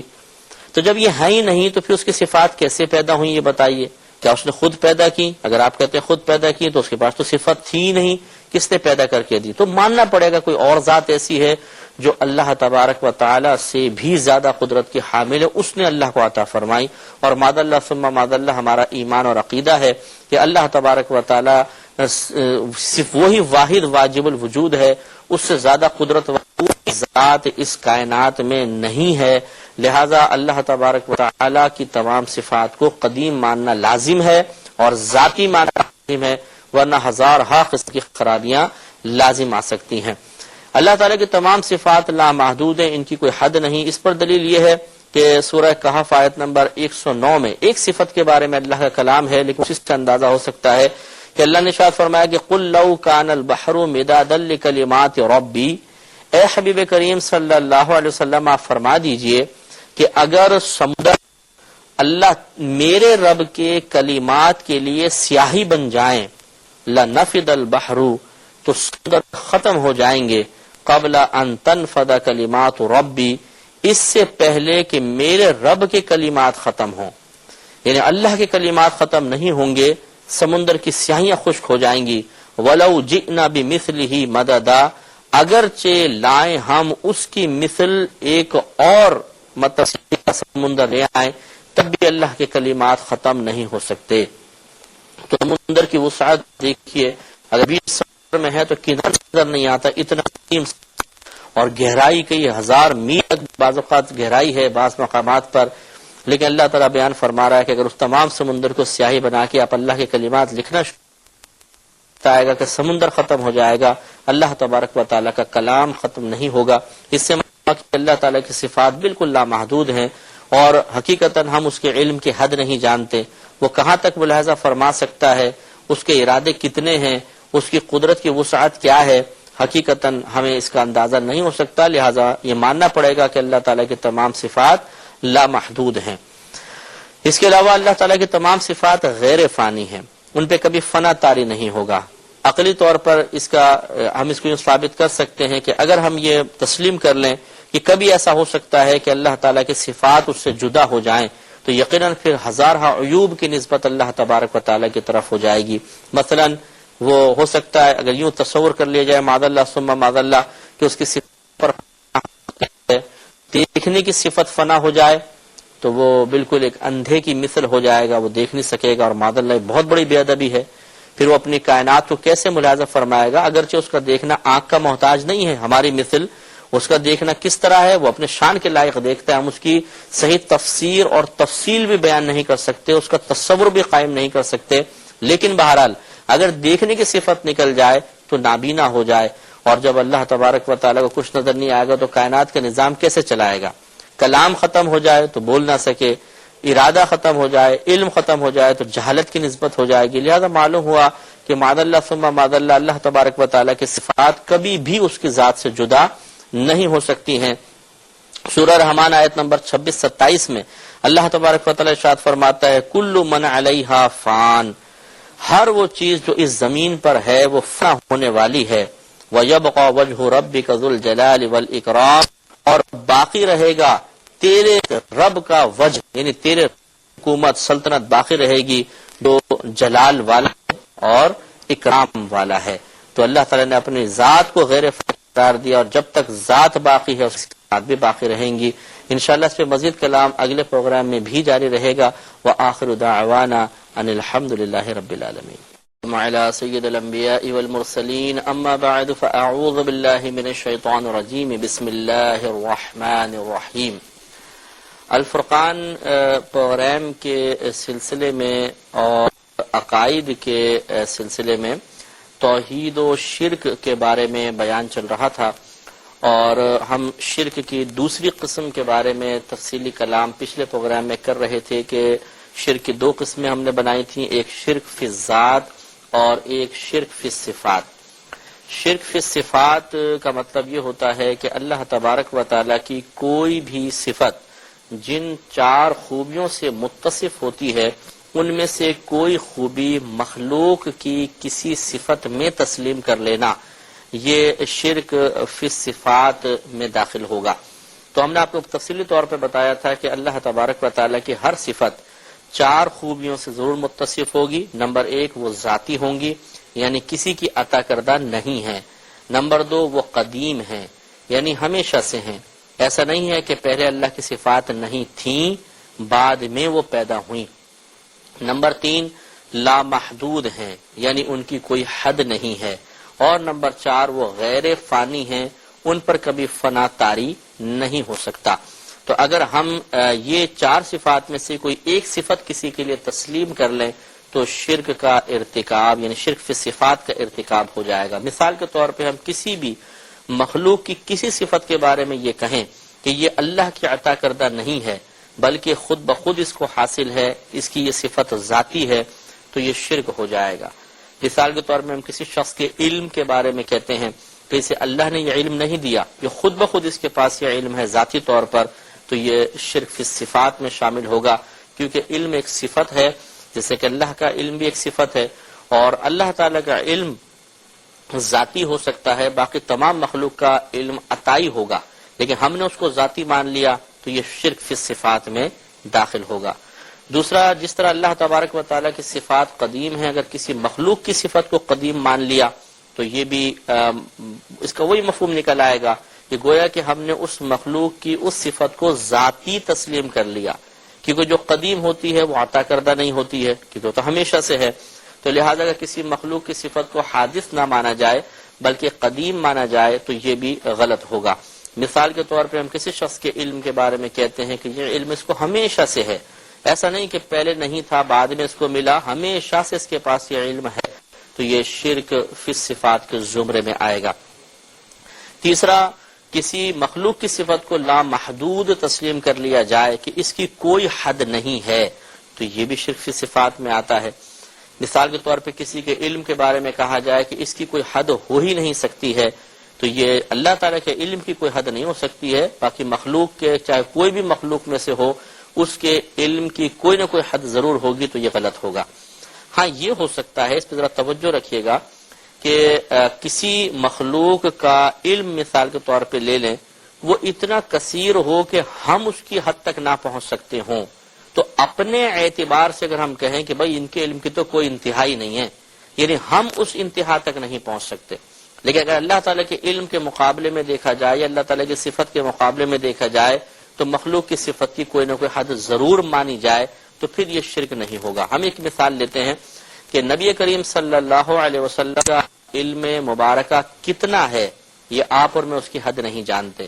علماء کرام نے ایک مثال کے ذریعے صرف سمجھانے کے لیے مثال قائم فرمائی کہ نبی کریم صلی اللہ علیہ وسلم کے علم مبارکہ کی وسعت دوسری مخلوق کے علوم کے مقابلے میں بالکل ایسے ہے کہ جیسے ایک بہت بڑا سمندر ہو اور اس میں ایک چڑیا پانی پینے کے لیے اپنی چونچ ڈالے، اور جب وہ اپنی چونچ اٹھائے تو اس کی چونچ سے ایک قطرہ گرے، تو وہ علماء فرماتے ہیں کہ یہ جو چونچ سے قطرہ گر رہا ہے یہ سمجھنے تمام مخلوقات کا علم ہے، اور وہ سمندر ہمارے نبی کریم صلی اللہ علیہ وسلم کا علم ہے۔ تو آپ اندازہ فرمائیں کہ کیا وسعت ہے علم مصطفیٰ صلی اللہ علیہ وسلم کی، لیکن یہ ہمارے اعتبار سے ہے کہ ہم جب اس وسعت پر نگاہ ڈالنے کی کوشش کرتے ہیں تو اس کی آخری حد نظر نہیں آتی، تو ہم کہیں گے کہ ہمارے نبی کریم صلی اللہ علیہ وسلم کا علم کی تو بھائی کوئی انتہائی نہیں ہے، لیکن جب اللہ تبارک و تعالیٰ کے علوم کے مقابلے میں نبی کریم صلی اللہ علیہ وسلم کے علم مبارکہ کو بیان کیا جائے گا تو ضرور یہ کہا جائے گا کہ اللہ کے علم کی کوئی انتہا نہیں اور نبی کریم صلی اللہ علیہ وسلم کے علم کی کوئی نہ کوئی انتہا ہے، لیکن وہ کیا انتہا ہے ہم جیسے ناقص لوگ اس انتہا تک نہیں پہنچ پاتے۔ تو امید ہے کہ یہ فرق آپ کو اچھی طرح سمجھ میں آ گیا ہوگا۔ چوتھی اللہ کی صفت کی خوبی ہے کہ وہ غیر فانی ہے، لہذا اگر کسی نے مخلوق کی کسی صفت کے بارے میں یہ تصور قائم کر لیا کہ اس پہ فنا قائم نہیں ہو سکتی تو یہ بھی شرک فی الصفات کے زمرے میں آئے گا۔ یہاں پہ بھی ایک ضروری وضاحت بہت ضروری ہے۔ دیکھیے اللہ تعالیٰ نے اپنے حبیب کریم صلی اللہ علیہ وسلم کے لیے خود قرآن عظیم میں واضح طور پر فرمایا وَلَلْآخِرَةُ خَيْرٌ لَكَ مِنَ الْأُولَى، اے حبیب کریم صلی اللہ علیہ وسلم، ہر آنے والی گھڑی آپ کے لیے پچھلی گھڑی سے افضل ہے۔ اس کی کئی تفسیریں بیان کی گئی ہیں، بعضوں نے کہا کہ مراد یہ ہے کہ آخرت آپ کے لیے دنیا سے بھی بہتر ہے، اور بعض نے یہ تفسیر کی ہے کہ ہر آنے والا وقت فضائل و کمالات میں ترقی کے اعتبار سے نبی کریم صلی اللہ علیہ وسلم کے لیے پہلے وقت سے بہتر ہے، یعنی نبی کریم کے ہر لمحے فضائل اور درجات اور کمالات میں اضافہ ہی ہوتا چلا جاتا ہے۔ تو معلوم یہ ہوا کہ جو صفات اللہ تعالیٰ نے اپنے حبیب کریم صلی اللہ علیہ وسلم کو عطا فرمائیں ان پہ فنا طاری کوئی ہو رہی ہے، ان میں تو ترقی ہوتی چلی جا رہی ہے، تو پھر اس کا مطلب یہ ہوا کہ نبی کریم صلی اللہ علیہ وسلم کی صفات پر فنا تو طاری نہیں ہو رہا، تو پھر یہ کیا شرک فی صفات میں آئے گا یا نہیں آئے گا، اور یہ نظریہ رکھنا درست ہے یا نہیں ہے؟ مسئلہ دیکھیں یہ ہے کہ ہم یہ کہتے ہیں مخلوق کی صفات فانی ہیں، یعنی ان پر فنا واقع ہو سکتی ہے، یہ مراد ہے۔ فانی دو طرح کی چیزیں ہیں، مثال کے طور پر ایک جو فنا ہو گئی، ایک فانی اس چیز کو بھی کہتے ہیں کہ اس پہ فنا واقع ہو سکتی ہے اگرچہ واقع نہیں ہو رہی، جیسے نبی کریم صلی اللہ علیہ وسلم کی صفات کہ ان پر فنا واقع نہیں ہوگی لیکن ہو تو سکتی ہے، ممکن ہے، لیکن ضروری نہیں ہے کہ ہر ممکن وقوع پذیر بھی ہو جائے۔ یہ بحث ہماری پہلے گزر چکی ہے کہ یہ ممکن ہے کہ آپ راستے میں چلتے ہوئے ایک پتھر اٹھا کے کسی شخص کے سر میں مار دیں بغیر کسی وجہ کے، ممکن تو ہے، لیکن کیا یہ ممکن واقع بھی ہوگا؟ ایسا نہیں ہوگا۔ آپ کا دماغ تو نہیں خراب ہے نا کہ آپ کسی شخص سے راہ چلتے ہوئے آدمی کو بغیر کسی وجہ کے پتھر اٹھا کے مار دیں گے۔ تو بعض ممکنات ایسے ہوتے ہیں کہ جو ممکن الوقوع تو ہوتے ہیں، یعنی ان کا وقوع ہو سکتا ہے لیکن ہوتا نہیں ہے، ہو سکنے میں اور ہو جانے میں فرق ہے۔ تو نبی کریم صلی اللہ علیہ وسلم کی جتنی صفات ہیں ان پر اگر ہم فنا کو دیکھیں تو طاری ہو تو سکتا ہے، لیکن کیا فنا طاری ہوا یا ہوگا؟ ہوگا نہیں، کیونکہ اللہ کا وعدہ ہے کہ نبی کریم صلی اللہ علیہ وسلم کی صفات میں، آپ کے کمالات میں، فضائل میں تو اضافہ ہوتا چلا جائے گا۔ ہاں بات وہی ہے کہ جب ہم اللہ تعالیٰ کی صفت کے مقابلے میں دیکھ رہے ہیں تو ہم یہ کہیں گے کہ اللہ تعالیٰ کی صفات پر کبھی فنا واقع ہو ہی نہیں سکتا، نہ فنا ہوں گی اللہ کی صفات، نہ ان پہ فنا واقع ہو سکتا ہے، لیکن نبی کریم صلی اللہ علیہ وسلم کی صفات پر فنا واقع ہو سکتا ہے اگرچہ واقع ہوگا نہیں۔ تو فرق ہو گیا۔ تو اگر یہ چار فرق ملحوظ رکھے جائیں کہ ہم اللہ کی صفات کو ذاتی مانیں، مخلوق کی صفات کو عطائی، اللہ کی صفات کو قدیم، مخلوق کی صفات کو حادث یا غیر قدیم، اللہ تبارک و تعالیٰ کی صفات کو لامحدود، مخلوق کی صفات کو محدود، اللہ کی صفات کو غیر فانی اور مخلوق کی صفات کو فانی تسلیم کر لیا جائے تو شرک کا ارتکاب نہیں ہو سکتا۔ اس سے یہ معلوم ہوا، ہم ایک مثال سے آپ کو سمجھا دیتے ہیں کہ اللہ تعالیٰ بھی دیکھتا ہے، آپ بھی دیکھتے ہیں۔ تو اب یہ تو اگر کوئی آپ پہ اعتراض کرے کہ آپ نے دیکھنے کی صفت میں جو صفت اللہ کے لیے ثابت کی اپنے لیے بھی ثابت کر دی تو آپ مشرک ہو گئے۔ آپ جواب دیں گے کہ نہیں، یہاں چار فرق ہیں۔ اللہ کا دیکھنا ذاتی، میرا عطائی، اس کا قدیم، میرا حادث و غیر قدیم، اس کا لامحدود، میرا محدود، اس کا غیر فانی، میرا فانی۔ جب یہ چار فرق ہیں تو بالکل شرک ثابت نہیں ہو سکتا۔ اسی طریقے سے جیسے دیکھیں اب ایک آیت میں آپ کی خدمت میں عرض کرتا ہوں کہ اللہ تبارک و تعالی نے ارشاد فرمایا کہ الذی لہ ملک السماوات والارض، اللہ تبارک و تعالی وہ ذات ہے کہ اسی کے لیے ہے آسمانوں اور زمین کی ملکیت یا بادشاہت، ولم یتخذ ولدا،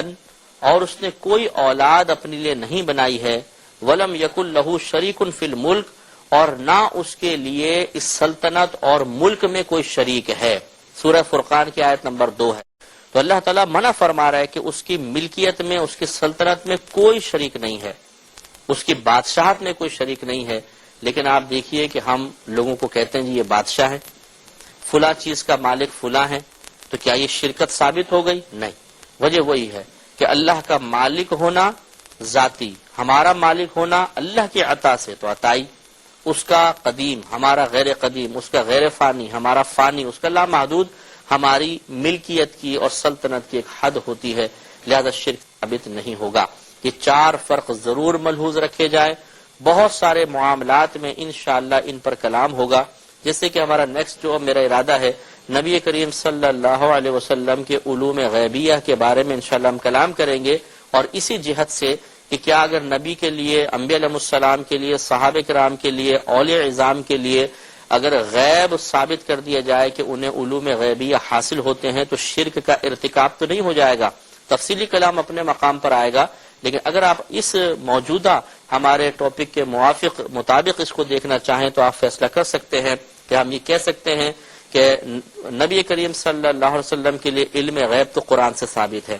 اب اگر یہ شبہ پیدا ہو کہ اللہ کے لیے بھی علم غیب کی، اللہ کی طرف بھی نسبت، نبی کی طرف بھی نسبت، تو شرکت ہو گئی، تو اس شرکت کو انہی چار فرقوں کی وجہ سے ختم کیا جائے گا، اور اس تصور کو ختم کیا جائے گا کہ اللہ تعالیٰ کے علوم غیبیہ ذاتی، نبی کریم کے عطائی، اللہ تعالیٰ کے قدیم، نبی کریم کے غیر قدیم، اللہ تبارک و تعالیٰ کا علم لامحدود، نبی کریم صلی اللہ علیہ وسلم کے علم کی ایک حد ہے، اللہ تعالیٰ کا غیر فانی، اور نبی کریم صلی اللہ علیہ وسلم کے علم پر فنا واقع ہو سکتی ہے، اگرچہ کبھی واقع ہوگی نہیں۔ تو معلوم ہوا کہ ان چار فرقوں کو ملحوظ رکھا جائے تو یہاں بھی شرک کا تحقق نہیں ہوگا۔ اس پر انشاءاللہ تفصیلی کلام ہمارا جاری رہے گا، تو امید ہے کہ یہ بات آپ کو سمجھ میں آ گئی ہوگی کہ شرک فی صفات کا تحقق اسی وقت ہو سکتا ہے کہ جب اللہ تبارک و تعالیٰ کی صفات جن خوبیوں سے متصف ہیں ان میں سے کوئی خوبی اور اسی مفہوم اور مطلب کے ساتھ مخلوق کی کسی صفت کے اندر ثابت کر دینا، یہ شرک فی صفات میں شامل ہوگا۔ اب آخر میں دو باتیں انشاءاللہ کر کے پھر ہمیں توحید اور شرک کے ٹاپک کو، مین ٹاپک کو ہم ختم کریں گے، اس کے ضمن میں اور کئی ٹاپکس چلتے رہیں گے۔ ایک بات تو یہ کہ یاد رکھیے کہ مشرکین جو تھے پہلے زمانے کے تھے، اور اب بھی بہت سے ایسے ہیں کہ وہ اللہ تبارک و تعالیٰ کے وجود کے منکر نہیں ہیں، وہ اللہ کے وجود کو تسلیم کرتے ہیں لیکن توحید باری تعالیٰ کے قائل نہیں ہیں، اس وجہ سے ان کو آخرت میں عذاب ہوگا، اور ان کا اللہ تعالیٰ کے وجود کو تسلیم کر لینا اللہ تعالیٰ کی بارگاہ میں قابل قدر نہیں ہے۔ چاہے اس مشرک کا نام آپ کچھ بھی رکھ دیجئے اس دور کے اندر، وہ چاہے آتش پرست ہو، چاہے وہ بت پرست ہو، چاہے وہ ستارہ پرست ہو، چاہے وہ کسی اور مخلوق کی پوجا کرتا ہو، اگر وہ اللہ کے وجود کو تسلیم کرتا ہے تو صرف اس وجہ سے ہم اس کو نجات یافتہ نہیں کہہ سکتے کہ وہ اللہ کے وجود کو مانتا ہے، کیونکہ توحید باری تعالیٰ اس بات کا تقاضا کرتی ہے کہ جب تم اللہ کے وجود کو مان لیتے ہو، اسے اپنا رب تسلیم کر لیتے ہو، تو پھر جو وہ بات کہہ رہا ہے، جو عقیدہ اور نظریہ اپنے حبیب کریم صلی اللہ علیہ وسلم کے ذریعے تم تک پہنچا رہا ہے، اس عقیدے کو بھی اختیار کرو، اور وہ عقیدہ یہ ہے کہ اللہ تعالیٰ کے ساتھ کوئی شریک نہیں ہو سکتا،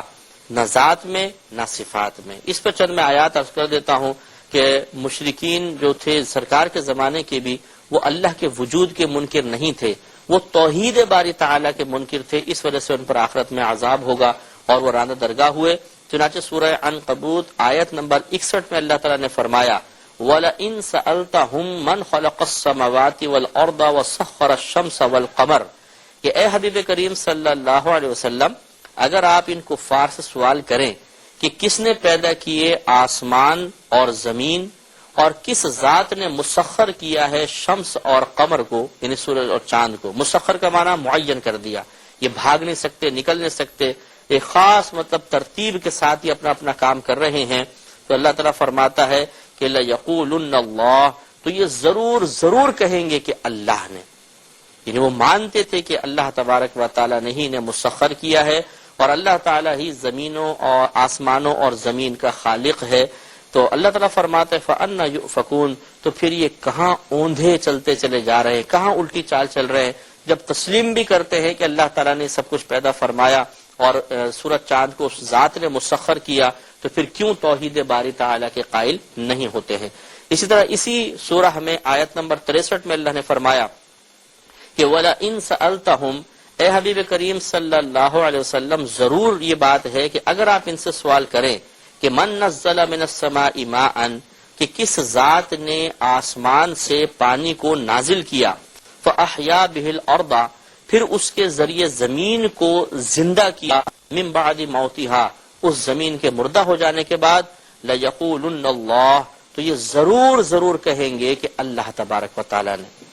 اس طرح سورہ زخرف آیت نمبر 87 میں اللہ تعالیٰ ارشاد فرماتا ہے کہ وَلَئِن سَأَلْتَهُمْ، اے حبیب کریم صلی اللہ علیہ وسلم اگر آپ ان کفار سے سوال کریں کہ من خلقہم، کہ خود ان کفار کو کس نے پیدا کیا، لَيَقُولُ اللَّهُ، تو یہ ضرور کہیں گے، لَيَقُولُنَّ اللَّهُ، تو یہ ضرور کہیں گے کہ اللہ تبارک و تعالی نے۔ فَأَنَّا يُؤْفَكُونَ، تو پھر یہ کہاں پر اوندھے منہ چلتے چلے جا رہے ہیں؟ تو یہ گویا کہ معلوم ہوا، خود قرآن اس بات کی گواہی دے رہا ہے کہ مشرکین بھی اللہ کے وجود کو تسلیم کرتے ہیں، اگر ان کا قصور ہے تو توحید باری تعالیٰ کو تسلیم نہ کرنے کا ہے، اور اس کو تسلیم نہ کرنے کی بنا پر شرک کا ارتکاب کر بیٹھتے ہیں، اور اس کی وجہ سے ان کی آخرت میں گرفت ہوگی۔ آخری اس پہ ہمارا پوائنٹ یہ ہے کہ آپ لفظ مشرک جب استعمال کرتے ہیں تو پیچھے بات ثابت ہو گئی ہے کہ یہود عزیر علیہ السلام کو اللہ کا بیٹا مانتے تھے، اور جو عیسائی حضرات ہیں وہ عیسیٰ علیہ السلام کو اللہ کا بیٹا تصور کرتے تھے، تو یہ شرک فی ذات کے مرتکب ہوئے، تو لہٰذا اس اعتبار سے ان کو مشرک کہا جانا چاہیے تھا۔ لیکن اللہ تبارک و تعالیٰ نے قرآن عظیم میں اہل کتاب کا تذکرہ علیحدہ کیا اور لفظ مشرک کا مشرکین کا تذکرہ علیحدہ کیا، جس سے فقہا اس بات پر مجبور ہوئے کہ لفظ مشرک کے دو معانی اختیار کیے جائیں، ایک لغوی معنی اور ایک شرعی معنی۔ اہل کتاب کے لیے ایک تو لفظ مشرک کا لغوی معنی ہے کہ شرک کرنے والا، اس لغوی معنی کے اعتبار سے سب کے سب چاہے کفار ہوں چاہے اہل کتاب ہوں وہ مشرک ہو سکتے ہیں، لیکن جب ہم شرعی معنی کے اعتبار سے دیکھتے ہیں کہ مشرک کا لفظ، تو پھر اہل کتاب پر مشرک کا اطلاق نہیں ہوتا، بلکہ غیر مطلب جو اہل کتاب ہے ان پہ لفظ مشرک کا اطلاق ہوتا ہے۔ لیکن اس مسئلے کو ہم بیان کریں گے اگلے پروگرام میں۔ وآخر دعوانا ان الحمد للہ رب العالمین۔